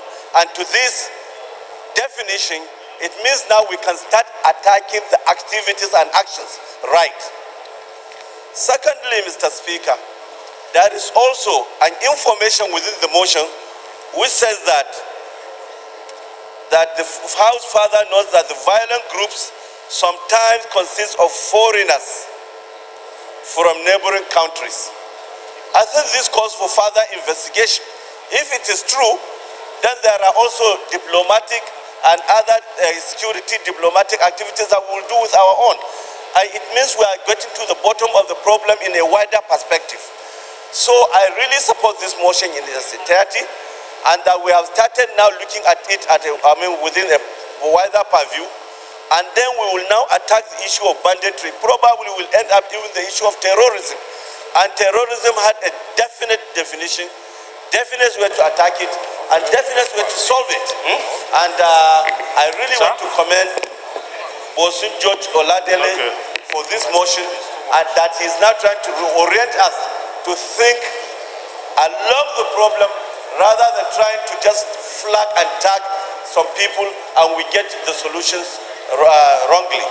On the side of the solutions, we need, as my colleague here said, to reinvent particularly the intelligence gathering and utilization system of our security outfits. No security, however powerful you are, all the arsenals that you gather and keep them in your warehouses and so on, cannot work if you don't have the proper intelligence, if they are not properly filtered, if they are not properly used. And I think, as he said, the traditional system of intelligence gathering has been working. Because before, if anybody comes to any local area, he is notified, he is known, he is noticed, and he is even sent to where he should stay. How long will he stay? What is the purpose of his being there? Is he passing through? Is he coming for trade? Is he looking for marriage? What is he there for? Is he coming to farm? Is he somebody that will add value to that area. These are the kind of things should go back to, so that we can, from petty crimes to violent crimes, we should be able to segregate them and understand their nature, and we can be able to monitor people. I think this is one. Number two is the issue of the said quality employment. We need to boost it. And the issue, which here, we have various ways of also filling the gap. Like we have sponsored and we have done even public hearing on the issue of Nigerian Armed Reserve Corps. Armed Reserve Corps are people who have served meaningfully, gainfully, and we appreciate them. Now, a lot of young men are out of job. They have served in the Army, Air Force, Navy, police, and other paramilitary districts. Many of them are still strong. And we are not using them. We can gather them under this Armed Reserve Corps so that they can fill in the gap. Where, for example, in the Army, in the Northeast, we try to win territories. The moment we win the territories, they go there to fill in, and because they are not civilians and they are being trained on military, paramilitary versus civilian interface, they fill in the gap to bring civilian administration and other civil and humanitarian handling of the situation, while the army and all those at the forefront will continue winning our territory. As far as the police are concerned, we call them, we have this detachment, police mobile force. How mobile are they? We need to check on that. We are emphasizing the issue of roadblocks instead of patrols. There are a lot of issues which we know. I think we need some sanity. We need to look at it, have some security summit, and provide solutions. And then we need the issue of funding. All this will have to come together. So, Mr. Oladele, I want to thank you for bringing the proper definition to this issue, and I hope we'll get to the bottom of the problem, and then may God forgive those who love their life. Honorable Hassan, thank you, please, can you dissolve that committee? Honorable Hassan, back to your seat. Honorable Shuaibu will be the last contributor. Thank you, Mr. Speaker, my right honorable colleagues. My name is Abdurrahman Shuaibu. I represent Mubi North, Mubi South, and Maiha Federal Constituency. I'm from Adamawa State. Mr. Speaker, I rise to support this very important motion. I think these motions are becoming too many here because we have not been able to find lasting solutions to these reoccurring problems of insecurity in the country.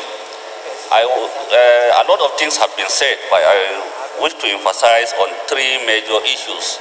One is the intelligence gathering. I think we are not doing much in that direction.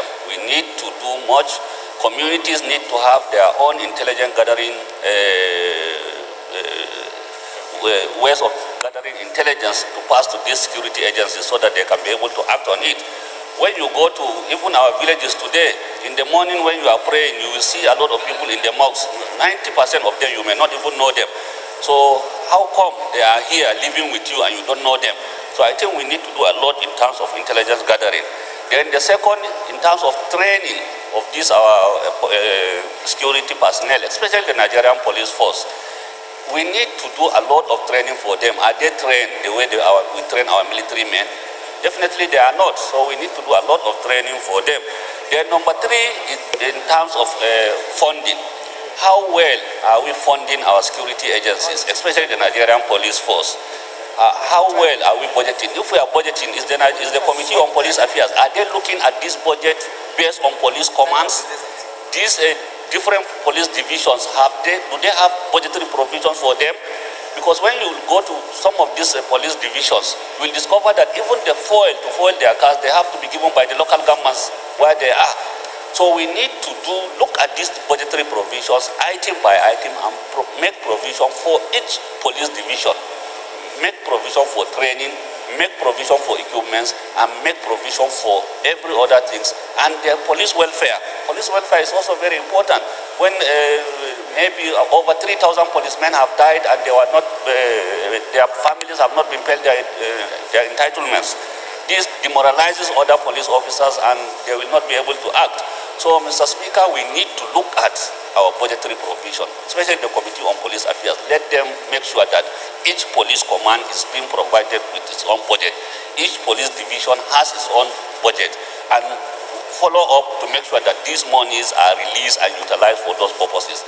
Or else we continue to be going round and round and will not get to the solution of this thing. So I support this motion and I call on all our members to support it. Thank you, Mr. Speaker, my honorable colleagues. Amendment from Honorable Said.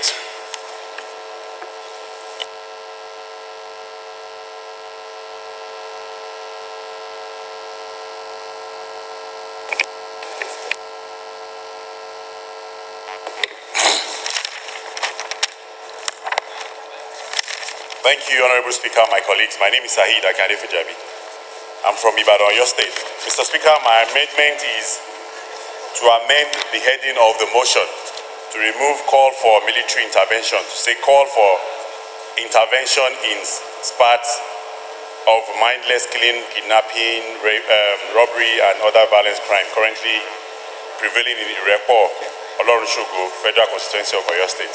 Basically to remove the call for military intervention. Thank you, Mr. Speaker. Any seconder? Honorable Isaka.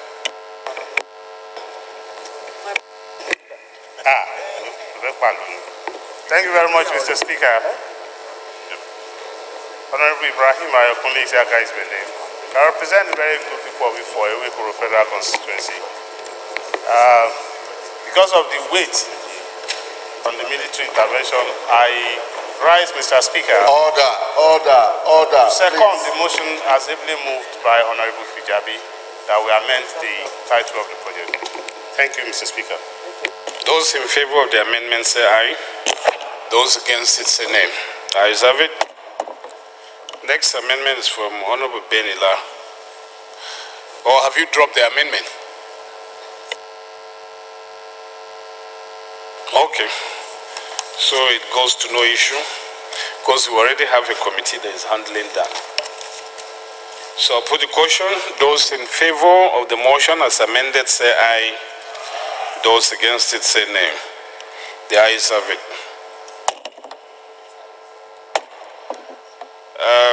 We carried a prayer in the motion that is requesting us to observe a minute's silence in honor of those who lost their lives in the unfortunate incidences and violent crimes in that federal constituency.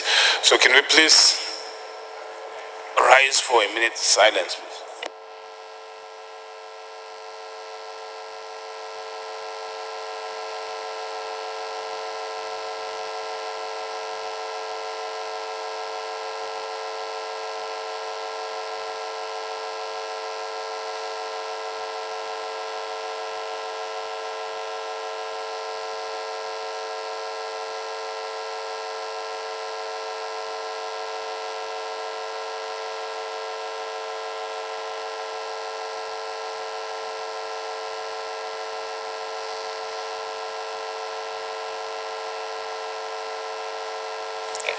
And may the gentle souls of the departed rest in perfect peace.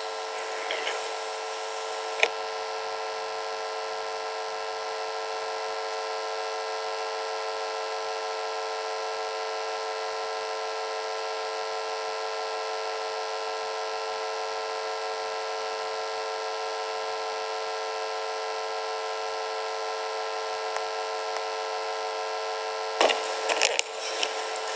Honorable colleagues, the sixth order of the day is consideration of bill. Pardon, okay, Chairman, Rules and Business, please, you move that we set aside our rules. Thank you, Mr. Speaker. Okay, Jeff.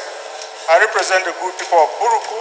My dear colleagues, I'm from Benue State. Mr. Speaker, I rise to move that the House do set aside the provisions of Order 7, Rule 2, Sub-Rule 2, to allow the Speaker to preside in the Committee of the Whole.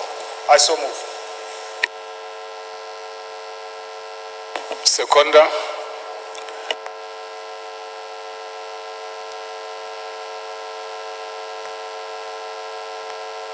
Seconder. Honorable Dan Osuko. Thank you, Honorable Speaker, distinguished colleagues. My name is Honorable Dan Asupo. I represent Akam Kwabiase Federal Constituency. I rise to second the motion as so moved by the Chairman, Business and Rules. So moved. Those in favor of the motion say aye. Those against it say nay. Ayes have it.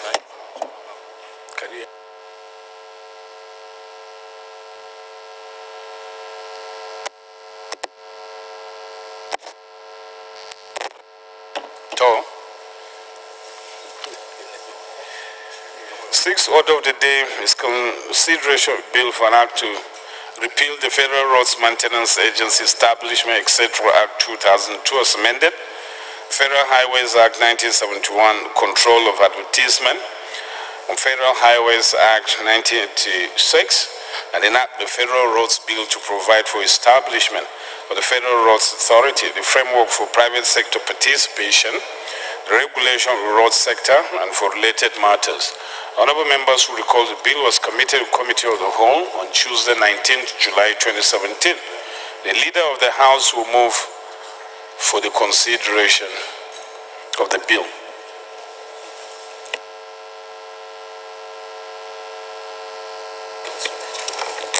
Thank you, Mr. Speaker, honorable colleagues.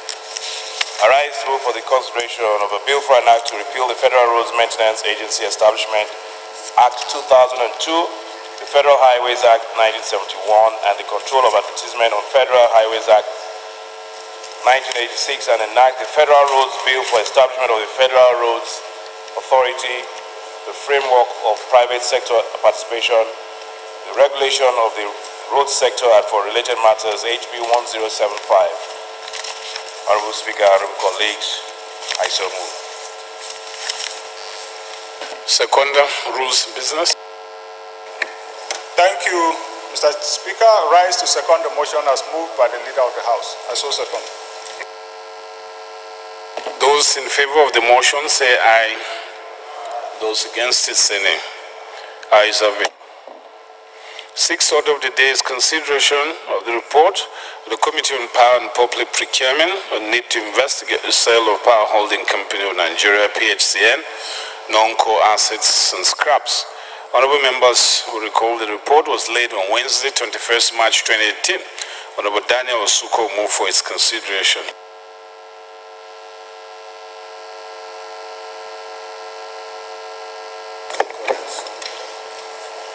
Honorable Speaker, my name is Honorable Dan Asuko. I represent Akam Kwabiase Federal Constituency, and I'm from Cross River State.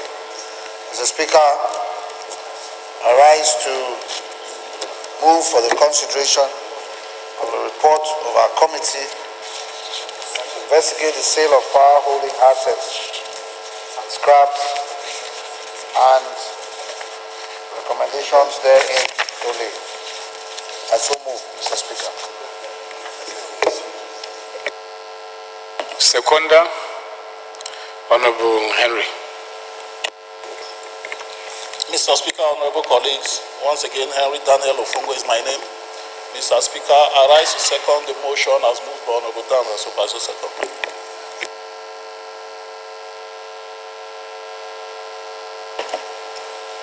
Those in favor of the motion say aye. Those against it say nay. Ayes have it.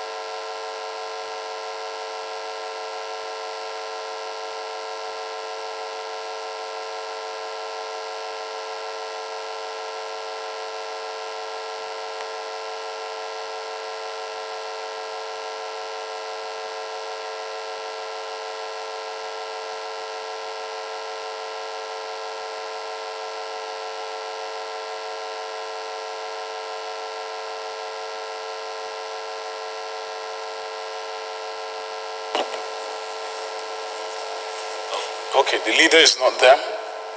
Rules and business, can we please move that we resolve into committee of the whole to consider report? Thank you, Mr. Speaker.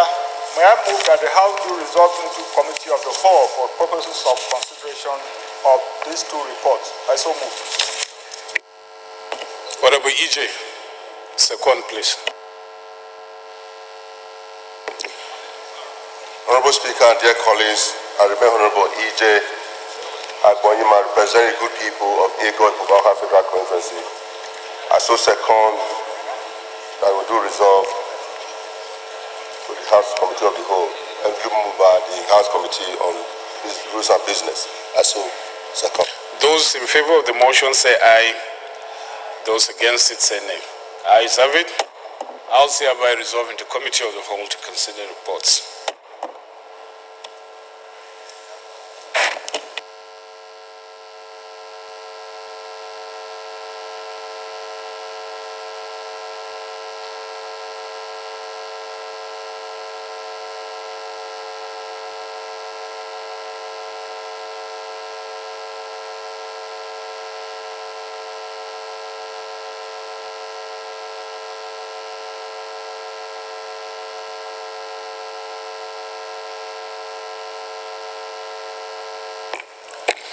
Honorable colleagues, the bill to be considered is for an act to repeal the Federal Maintenance Agency Establishment, etc. Act 2002 as amended, the Federal Highways Act 1971, and the Control of Advertisement and Federal Highways Act 1986, and enact the Federal Roads Bill to provide for establishment of Federal Roads Authority, the framework for private sector participation, the regulation of the road sector, and for related matters, and invite the leader of the House to give the synopsis of the bill.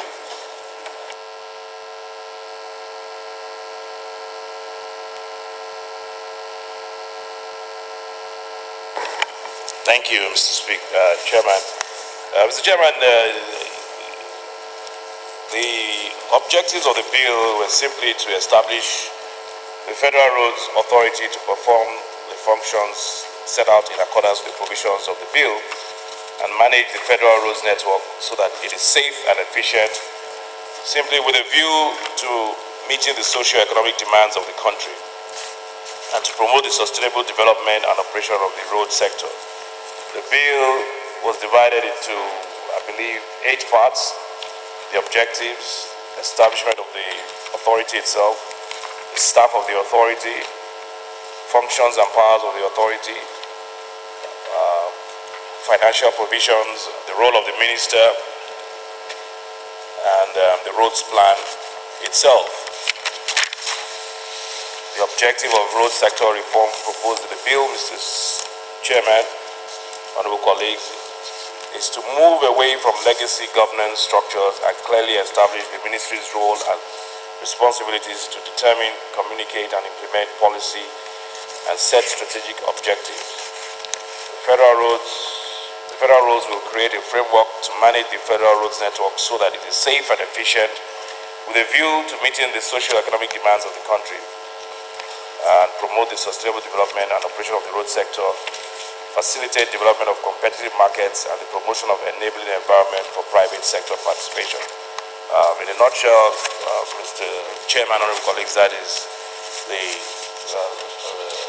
the outline and the synopsis, executive summary of the proposed bill.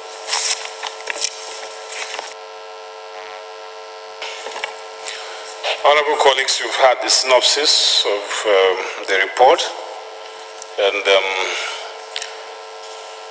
we'll move forward to caution on each of the clauses.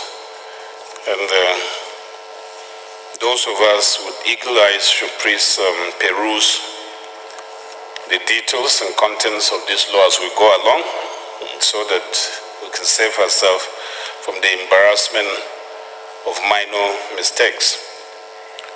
So we'll start from, which one is the first clause? Start from clause 1. Caution is the clause 1 start part of the bill. Those in support should say aye, and those against it? Nay. Aye. No observation. Clause 2. Don't be carrying everything. Because I want to believe that there could be something, please. They are used to it. Except we don't have eagle-eyed members here. Clause 2. Clause 3.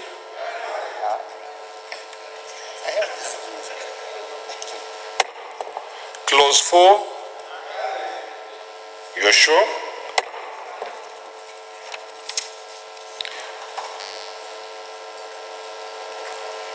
We can let those who are suffering from diminishing returns take their leave, please. Clause 5. Clause 6.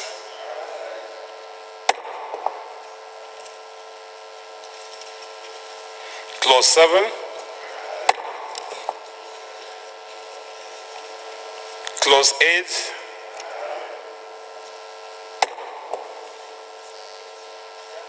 Clause 9. Okay, Magbila. The eagle-eyed Magbila. Thank you very much, Mr. Speaker, my honorable colleagues. Mark Tese Bila, representing Gwe East, Gwe West Federal Constituency of Benue State. Mr. Speaker, I think in that particular clause, the determination of the allowances is too ambiguous.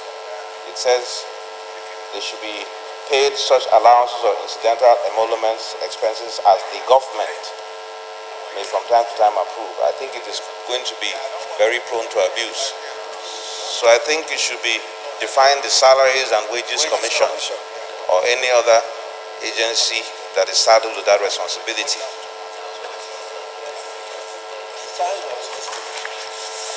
Which I think should be the Salaries and Wages Commission.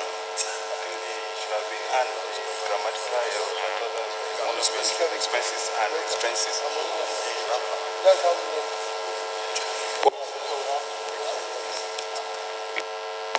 Yeah, I think I agree with Honorable Mark Bila that the term government there is too generic. However, I don't know what's the appropriate rendering. You are suggesting that who should determine? The Salaries and Wages Commission, sir.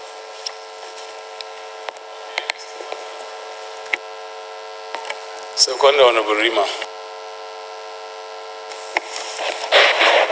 My name is Tumandisha Uluku. I rise to second the motion as ably moved by Honorable Magbila, except to add that we should have added "and" after grammatical "and" after emolument. The chairman and members of the board shall be paid such allowances or incidental emoluments and expenses, not comma, as the National Wages Commission. Just the grammatical "and" instead of the comma.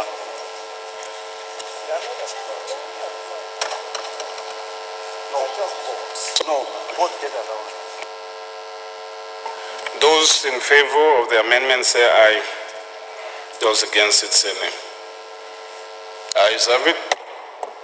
So clause 9 carried with the amendments as amended. Clause 10. Clause 10. Pojok. So I have a question in making my observation, because this clause 10 is talking about the managing director and the executive directors. If you look at 10(2)(f), that F is the last clause on that page. It talks about the minimum professional qualification for managing director. Somebody has to have a minimum of a degree in civil engineering and registered with current with not less than 15 years experience.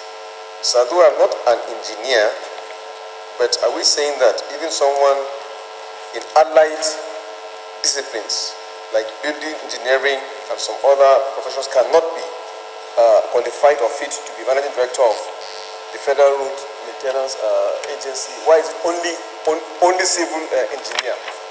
And then if you look at the next page too, apart from the managing director, someone to be an executive director has almost, in fact, the same qualifications with managing director. So there is no distinction between the MD, and then the executive directors, because it's still the same 15 years, the same civil engineer and everything. So I thought I should ask those questions, sir.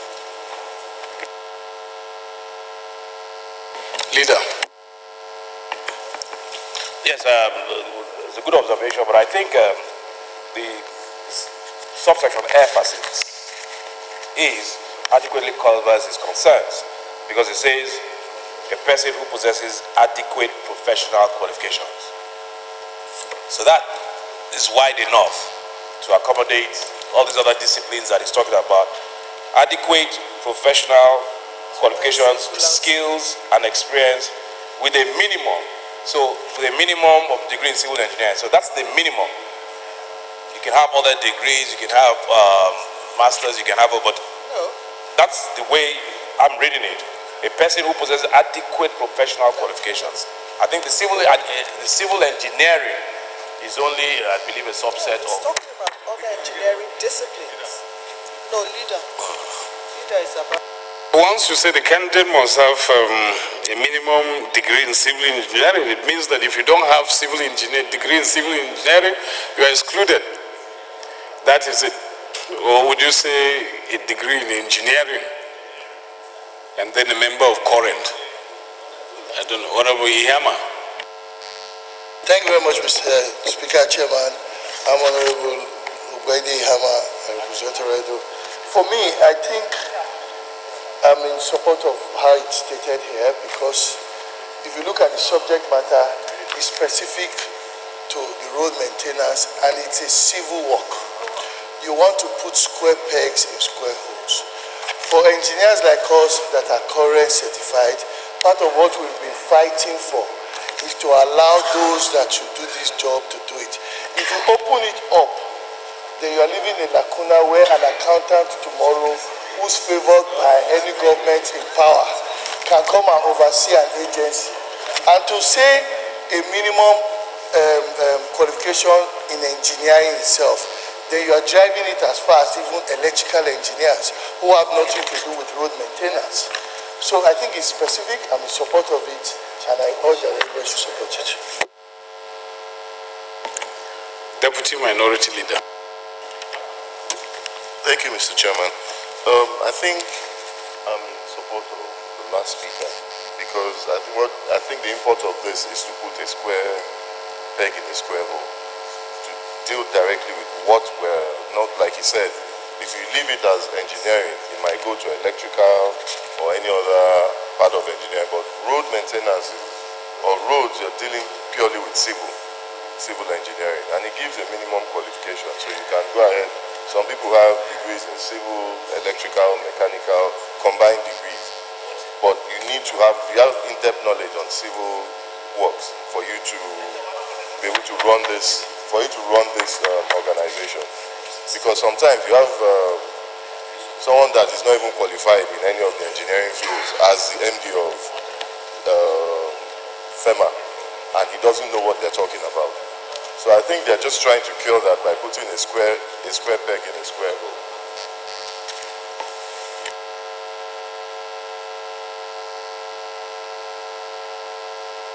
Can you speak to a mic, please? The bill we are considering is federal road, and if we look at it, it's only civil engineers that can, handle roads in terms of design and construction management. In putting a mechanical engineer to head this kind of agency would be a misfit.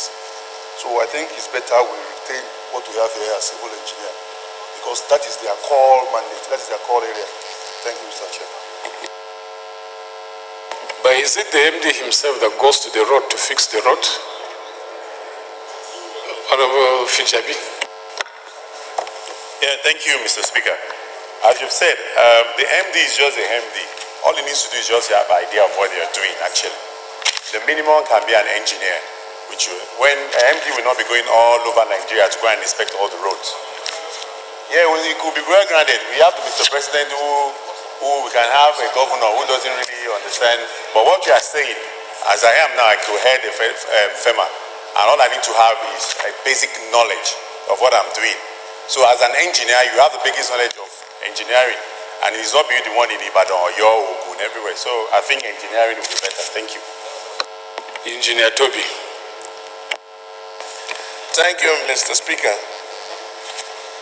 Honorable colleagues, Mr. Speaker, this bill is quite a functional one and is an operational entity we are trying to set up.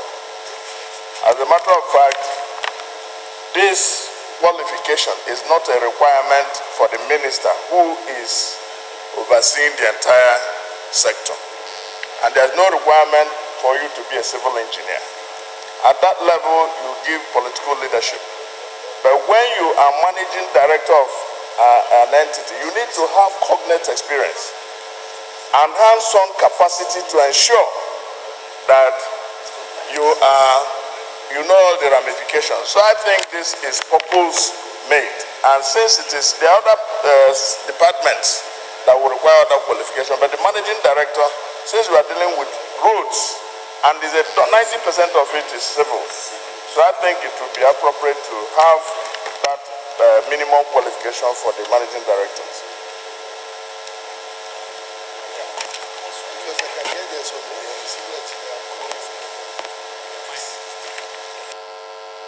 Really, my major problem is adopting laws that seem to discriminate against members of a given profession. Is there any other professional body of engineering that regulates other engineers, like building engineers, mechanical engineers, or are they all members of COREN? Please, I need to know. Bila. Thank you very much, Mr. Speaker. As a professional builder, I need to point this out very clearly that there's a different body that also regulates the practice of building in Nigeria, and it's called the Council of Registered Builders of Nigeria. And then we also have the National Institute of Building, which is also separate. Now, it is important that we also take cognizance of the point raised by the learned San. The fact that there are allied civil-related courses like building that are also professionals in that field. They're just not called engineers because they want to define and carve a niche for that profession as well. That is why they're referred to as builders. So in that regard, we're saying that we need to be able to provide the opportunity for other allied-related disciplines to also be involved in some of these agencies. It can be coined to say either a civil-related discipline, because they will definitely have to have professionals, like you pointed out, Mr. Chairman, who are the ones who are vested with that responsibility to ensure conformity with professional standards. Those are the civil engineers, but the chief executives, the boards and all of that don't necessarily all need to be civil engineers. And that is a point that I think we need to consider as well. So there's a separate body apart from COREN that regulates the practice of building. Thank you.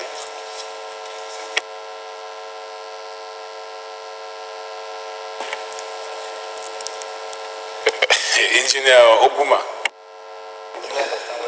Mr. Speaker, sir, you're addressing me in borrowed rules. I'm not an engineer. Mr. Speaker, I just want to add my voice that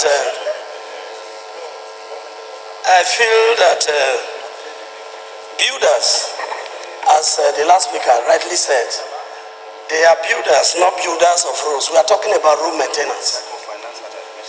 And I'm aware that in Nigeria we are not short of civil engineers, people with first degree civil engineers. I don't know why we are running away from the issue.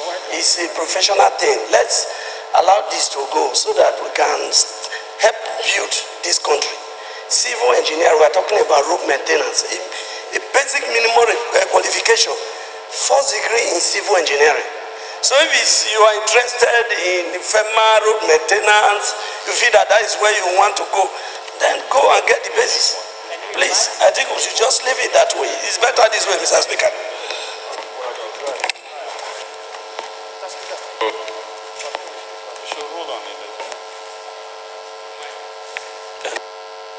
Honorable Dr. MS. Thank you, Mr. Chairman, I think I'm a member of this committee and a very active member of this committee. We've been debating this all through. And to my conscience, I know this is what civil should go. Why do I say the civil should go? Because civil is the general norm. But now we have, even in some countries whereby structural engineers have now defined their own codes, and they are a bunch within the system.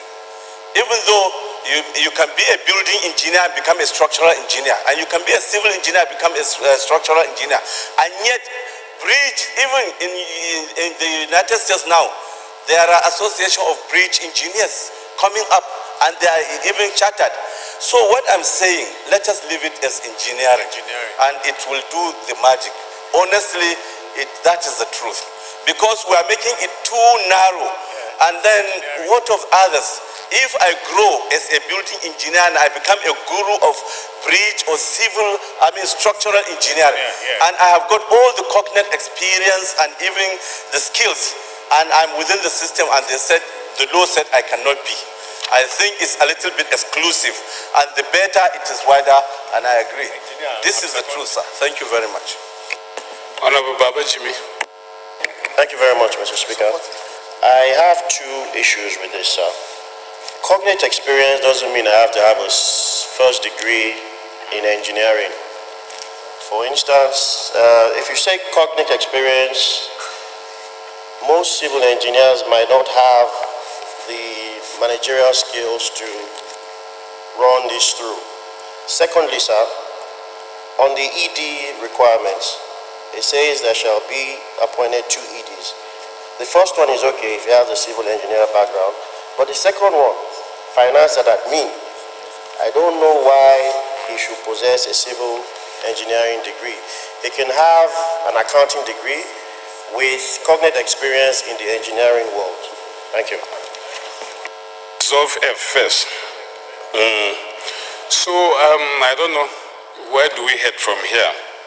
Do we leave it as civil engineering or just engineering?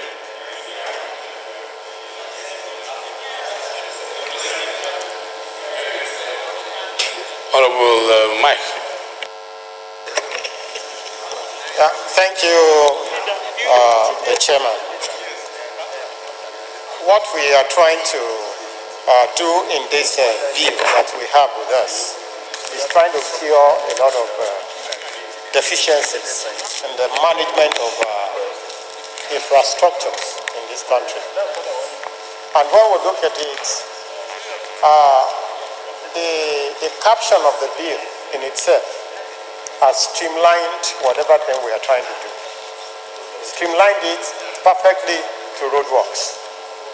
And as an engineer, as a civil engineer myself, I want to say that my close to 30 years of engineering practice, this position needs to be a perfect position. It's just like the CMD of an ex-hospital. Yes. You see, when you are talking of professionalism, if you are talking of infrastructural management, it can be anybody in the infrastructural world. But when you are talking of roads, sincerely, if we want to cure a lot of lapses that is there, sincerely, civil engineering is perfect. Thank you. Well, I think we will have to take, otherwise we'll stay here forever. But listen to 2 more, and then, but my problem with this, subscribing this provision with the word civil engineering is the 15 years cognate professional experience, because that wouldn't count. It means no matter how cognate you are, once you don't have a minimum degree in civil engineering, you are already excluded. So this one defeats the other one. If we're leaving it there, they will do away with the cognate requirement. Honorable Gideon. Thank you, Mr. Chairman. I think we can, since Doctor has given us an insight, that if you are a building engineer, you can easily become a structural engineer. If you are a civil engineer, you can still become a structural engineer. So what I think we should do, we leave it at that. A degree in civil engineering stroke structural engineering, it covers it all and it takes care of it.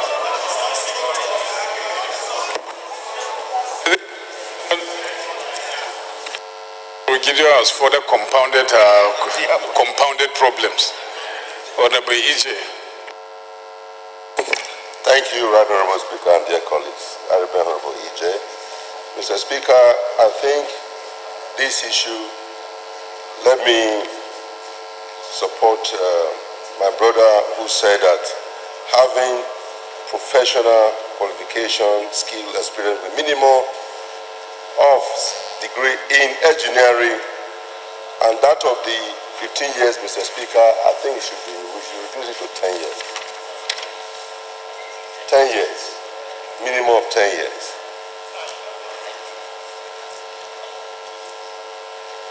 So let's go with engineering instead of civil. Let's vote. Engineering, let's vote. I think for the MD, EJ 15 is okay. For the others, it can be less than 15, really. So the only question we have now is either civil engineering or engineering. Consider the engineers here are trying to create an oasis for them when they leave politics. So do we sympathize with them and just leave it as civil engineers? So we'll put it to vote. Excellency, Ibey. Thank you, Mr. Speaker. My name is Honorable Kingsley Ibey. Mr. Speaker, my position is that we should leave this as it is now. Because if you say minimum qualification in engineering, what of computer engineers? Are they not engineering? What of electronic engineers? One day you see an electronic engineer to go and head FEMA. So my prayer is that we leave it as it is here now. Thank you. Are not members of Koren? Or do they register with Koren? Computer engineers. They're members of Koren? I doubt. So there's another big requirement there that you must be a member of Koren. Not just being an engineer. That's the MD.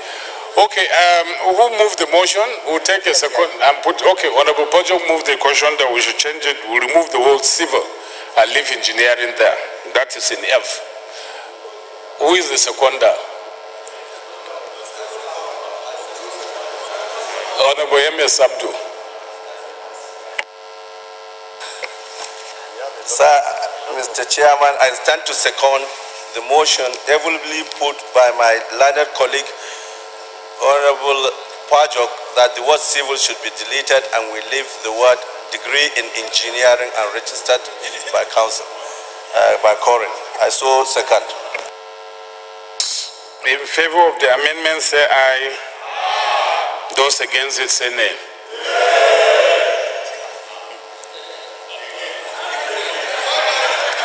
I'm not too sure what, honestly, I can't resolve this. I have to put it again so that it's convincing. No, it wasn't convincing enough. Those in favor of the amendment say aye.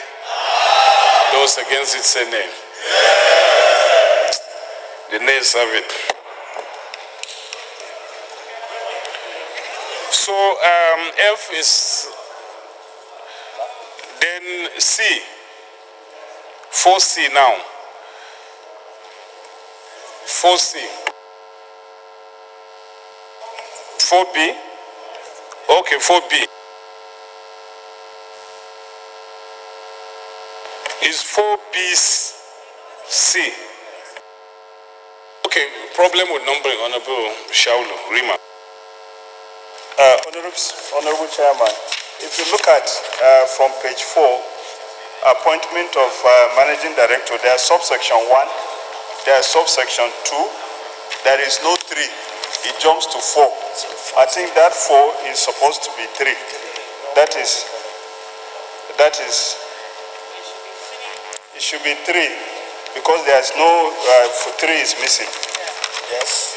And then still on that one, that now 3 subsection A2, we are talking about professionalism. We are talking about professionalism. we can't be saying that the persons in charge of finance and admin should be engineers. We have to do the professionalism all throughout. So we have, it will be necessary to remove in charge of engineering operation, the second one, and in charge of finance and administration. We cannot be doing professionalism on one hand, and then on the second hand, we are not doing professionalism. Engineers cannot be doing finance and administration. So we need to delete that part that says that the engineer should do finance and administration. No, before we delete, government of such terms is correlation as business specified.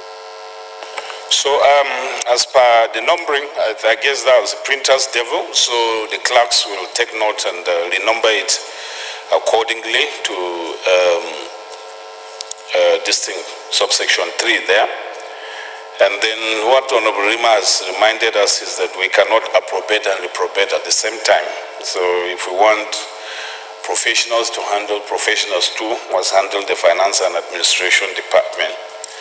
So we'll take a seconder to that amendment, Honorable Baba Jimmy, who loves finance.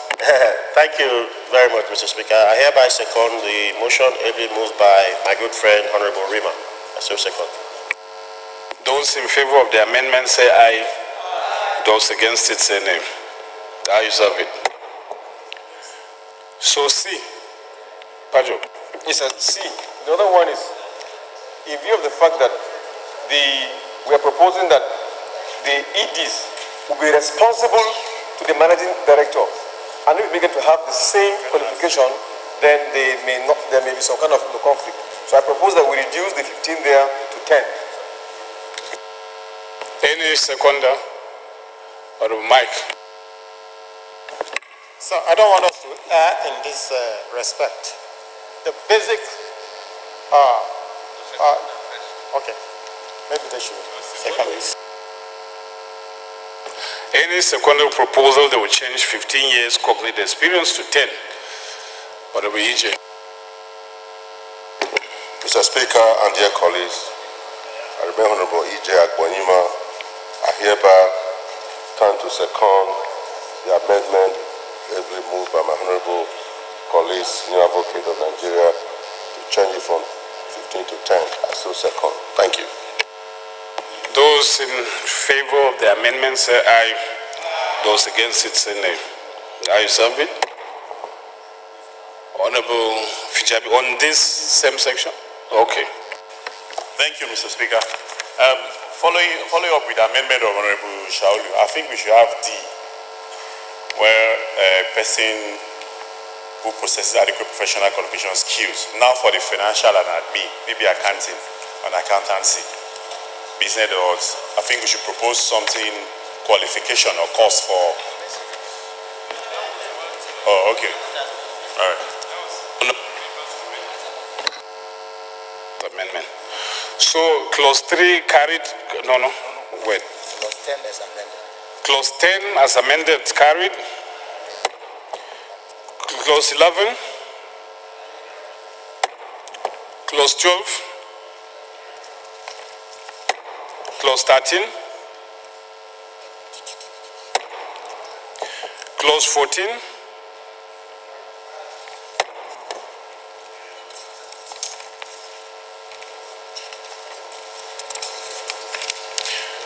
Clause 15.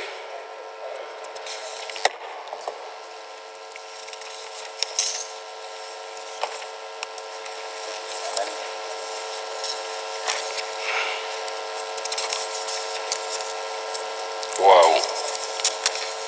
That one is too long. Clause 16.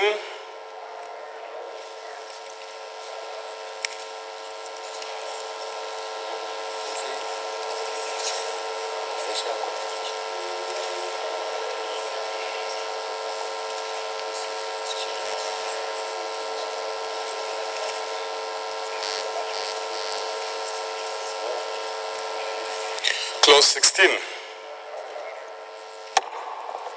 Clause 17,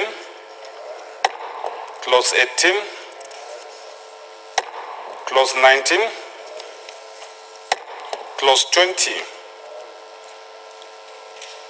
role of the minister. Look at it very well, though.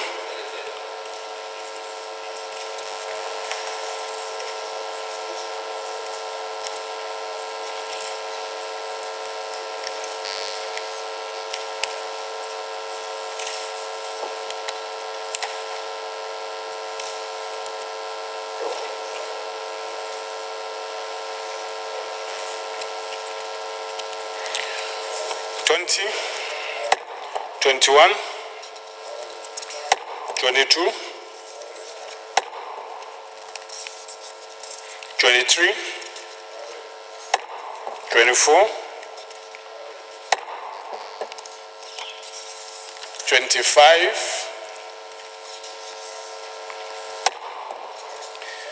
$26, $27, $28. Legal proceedings, look at it.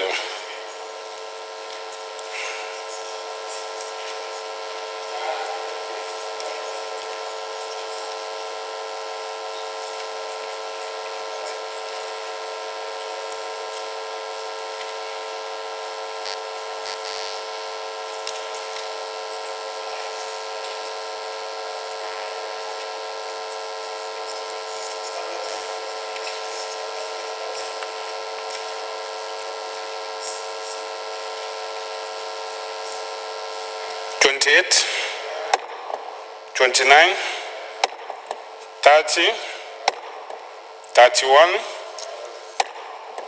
32, 33, 34, which is the short title.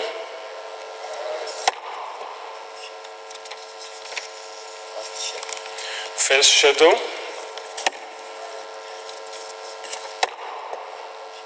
Second schedule.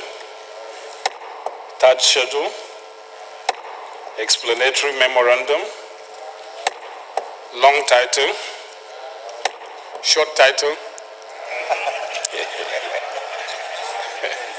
When there's a long title, there must be a short title. So I think we're done with this one. Then we'll take the second report, which is on the report to be considered is that of the committees empowered on public procurement and need to investigate the sale of Power Holding Company of Nigeria, PHCN, non-core assets and scraps. I invite Honorable Daniel Asuko to give us a synopsis of the report. Thank you, Honorable Speaker, distinguished colleagues.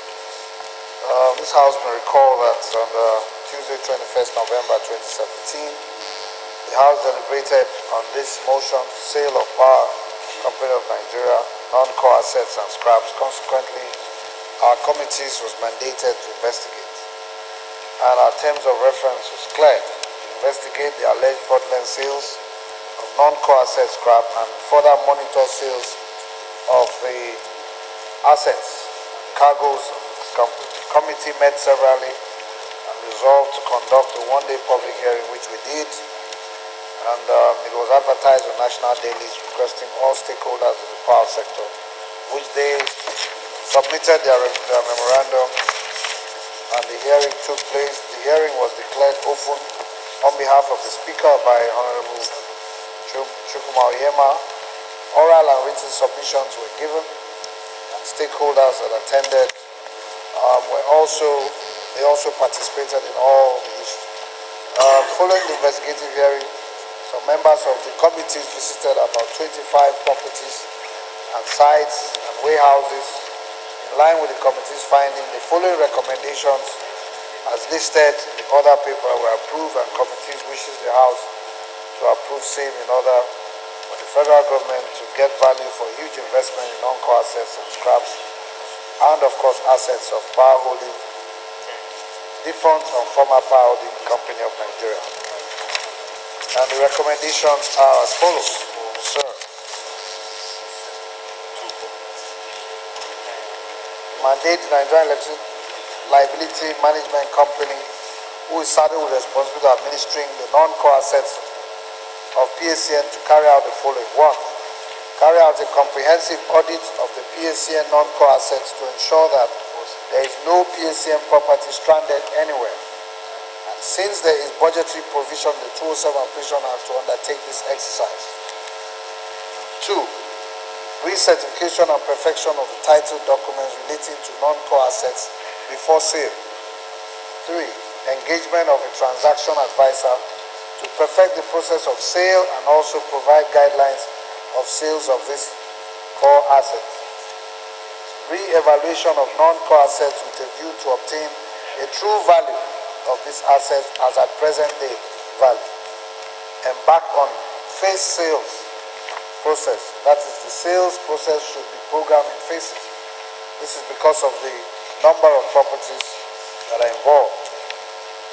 Appointment of auctioneer for the sale of PACN scraps and obsolete items in Abuja Electricity Strong Company, and appoint same auctioneer for sale of the PACN scraps and obsolete items in Port Harcourt and other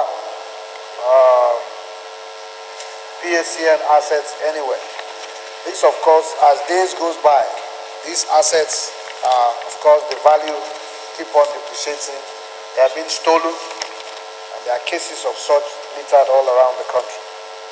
I so wish that this committee committee of the whole would willingly recommend the following recommendations as provided by the committee. Thank you.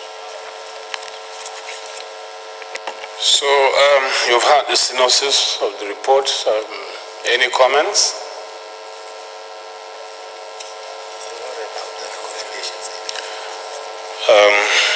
Okay, Chairman, Committee on Power. I think there's an issue here that maybe I don't know how the committee managed to address it, because our motion was to investigate the sale of Power Holding Company of Nigeria non-core assets and scraps. That was the title of the motion. So it will appear that there should be an opinion of the committee on the sale of the non-core assets, because your recommendations is purely advisory. And in the body of your report, it was stated, summary of committee's findings, that NEMCO complied with the resolution of the House urging them to stop further sales of PHNC and non-core assets and scraps pending the outcome of the committee's investigation. Further sales. And then the motion was on the sales. So it means that there were sales. The motion stopped the sales midway. And part of the core mandate of this committee was to inquire into those sales. And there's no opinion rendered in your recommendation here at all. So are you saying that the sales were perfectly okay?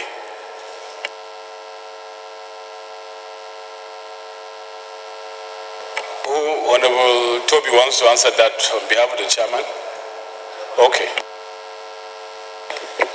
Honorable Speaker, you know that if we come with the whole finding, it will take us hours. We just took out what was necessary. But there was a committee, even the mover of the motions was involved in the process. And of course, we stopped the sales so that they could go in and find out what was going on. We realized that it was actually in line with due process, what they were doing. It's just that the volume of what was to be sold was done in compartments. So it looked like there was no sale in some area. But when we looked at it and the committee went around, they realized that everything was in order. And the delay also brought about stealing. There's this high level of pilfering going on. So we now felt that we should discharge that caveat that was there and allow them finish the process before they are already started. Thank you. Shaduma. Well, thank you, Speaker. My own is an observation. This sales of any assets of Nigeria, any asset of Nigeria enterprises that has been, the power of attorney has been given to BP should be domiciled in the Privatization and Commercialization Committee. So, in no way, Privatization and Commercialization Committee is mentioned in this report. So, it's not responsibility of Committee on Power to do this work. It should be in Privatization and Commercialization Committee. The power of attorney of those agencies have been transferred to BP. That's just my observation. Well, I wish you were here when the motion was being argued to canvass this point of view. You can't at this level query the decision of the House. So the committee just didn't do the work. It was in consequence of a House resolution. And maybe unfortunately you were not here when the motion was taken. So you are time bad. Honorable Dr. MS. Thank you, Mr. Chairman. Based on the fact that you have been able to open our eyes to see that the need to investigate, which means something has been done, and there was an allegation of maybe impropriety or something within, which we wanted to know the facts. And the fact that the facts have not been reflected in the report, I'm saying that we need to marry that findings with future recommendations, even if it is right. If they do not find anything, let it be captured in their report. As it is now, it has not been captured, and we cannot just go to the tail end of it and there is no head. And therefore, I am suggesting that this report be stood down and then let them do the right thing, even if it is in anecdote, and bring the comprehensive picture of the framework so that we take them together and approve. Thank you, Mr. Honorable Toby. Thank you, Mr. Speaker, honorable colleagues. Mr. Chairman, I think I want to align with MS, because essentially there is a report here. He said the question is investigate the alleged fraudulent sale of assets and report back within 1 month. So that is the question. And then there is a finding to the effect that there is no fraudulent sale.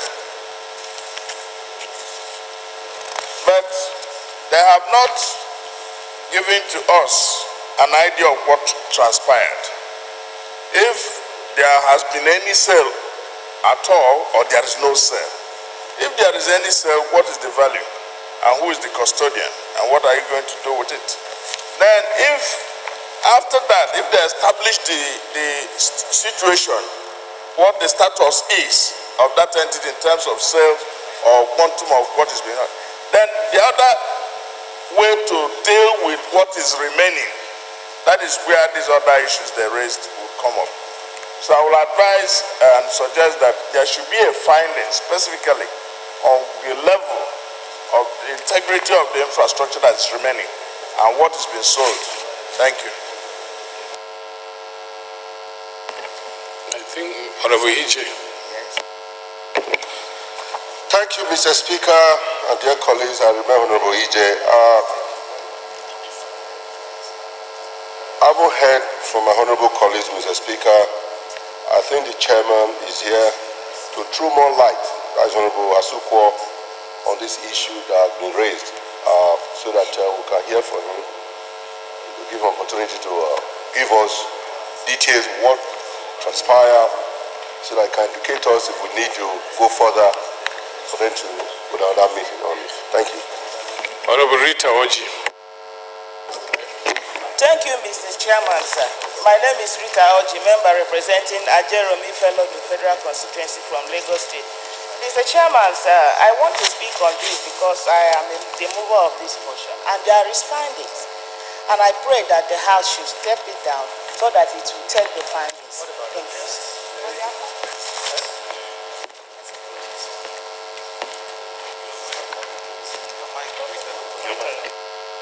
Deputy Minority Leader has the findings. Thank you, Mr. Chairman.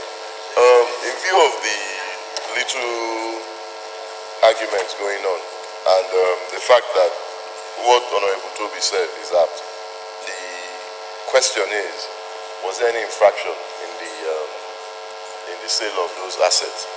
And from what I've read here, I think we should step this down. I'm appealing to the chairman of the committee to step it down. Let's send it back to the committee to do more legislative, input inside it, so that it will be rich when we come back for. And this one, we promise to chaperone the committee, so we'll make sure they do the right thing. Dan Osuko. Honorable Speaker, I think that the submissions of those that have spoken is very apt and proper. It's an institution and there must be records. I take responsibility of that lapses, which is from my secretariat, to be very precise, because the findings are there, and he decided to make it this short. So we step it down so that we include the findings and re-represent it for Committee of the whole House to consider. Thank you very much. Chairman has acknowledged that it's the printer's devil that removed the findings. So we hope we'll give him time to go and do exorcism and cast the devil away and bring the findings to us. So, yes. Yes, sir. No, when you are there, sir. So, leader, move that we revert to plenary. Thank you, Mr. Chairman. I rise to move that this House revert back to plenary. I so move. Business. Point of order, Mr. Chairman. Please. Order. The rule says, standing order says rules and business. It's not just... Okay, business. Mr. Speaker, I rise to second the motion that the House will revert back to plenary. You know that it's suicidal to raise a point of order against the presiding officer because I'll just simply rule you out of order. Those in favor of the motion say aye. Those against it say nay. Ayes have it. House hereby resolve revert to plenary.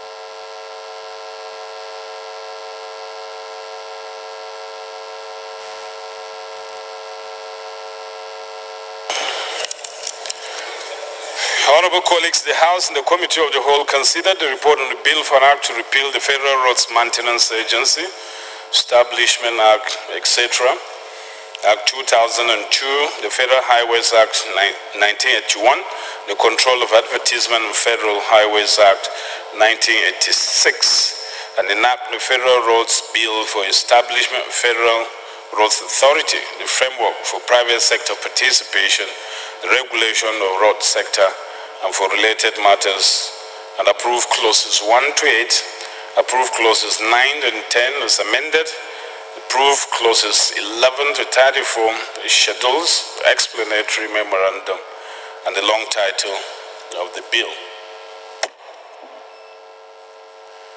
The House and the Committee of Whole consider a report of Committees on Power and Public Procurement on need to investigate the sale of Power Holding Company of Nigeria, PHCN, non-core assets and scraps, and deferred consideration of the report. Leader motion for adoption.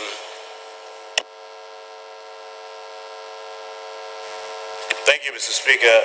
Mr. Speaker, before I make this motion for adoption, I don't know if you noticed, but I think it's worth pointing out how this House operates and the network. Mr. Speaker, from the time we've been considering reports, you will notice that this particular today, there is an avalanche, a congregation of civil engineers at the Committee of Whole. I can count each one of them. Civil engineers. From MS Abdul to, there are so many of them. And I think it's indicative that when we want to get something done in this House, there are ways where we do it. And that is what has happened. And they have ganged up against those who wanted to open the field for the engineers. On that note, Mr. Speaker, I rise to move that this House adopt the report as considered in the Committee of Whole and as pushed through by the civil engineers in the House. Thank you, Mr. Speaker. Rules and business. Thank you, Mr. Speaker. I rise to second the motion as ably moved by the Leader of the House. I so second. Those in favor of the motion say aye. Those against it say nay. Ayes have it. God will save us from conspiracy of engineers. Leader, motion for adjournment. Thank you, Mr. Speaker. I rise to move that this House stand adjourned till tomorrow 11 a.m. I so move. Rules without business. Very well. Mr. Speaker, that is better put. I rise to second the motion for adjournment as ably moved by the leader of the House. Those in favor of the motion say aye. Those against it say nay. The ayes have it. The nays can stay till tomorrow.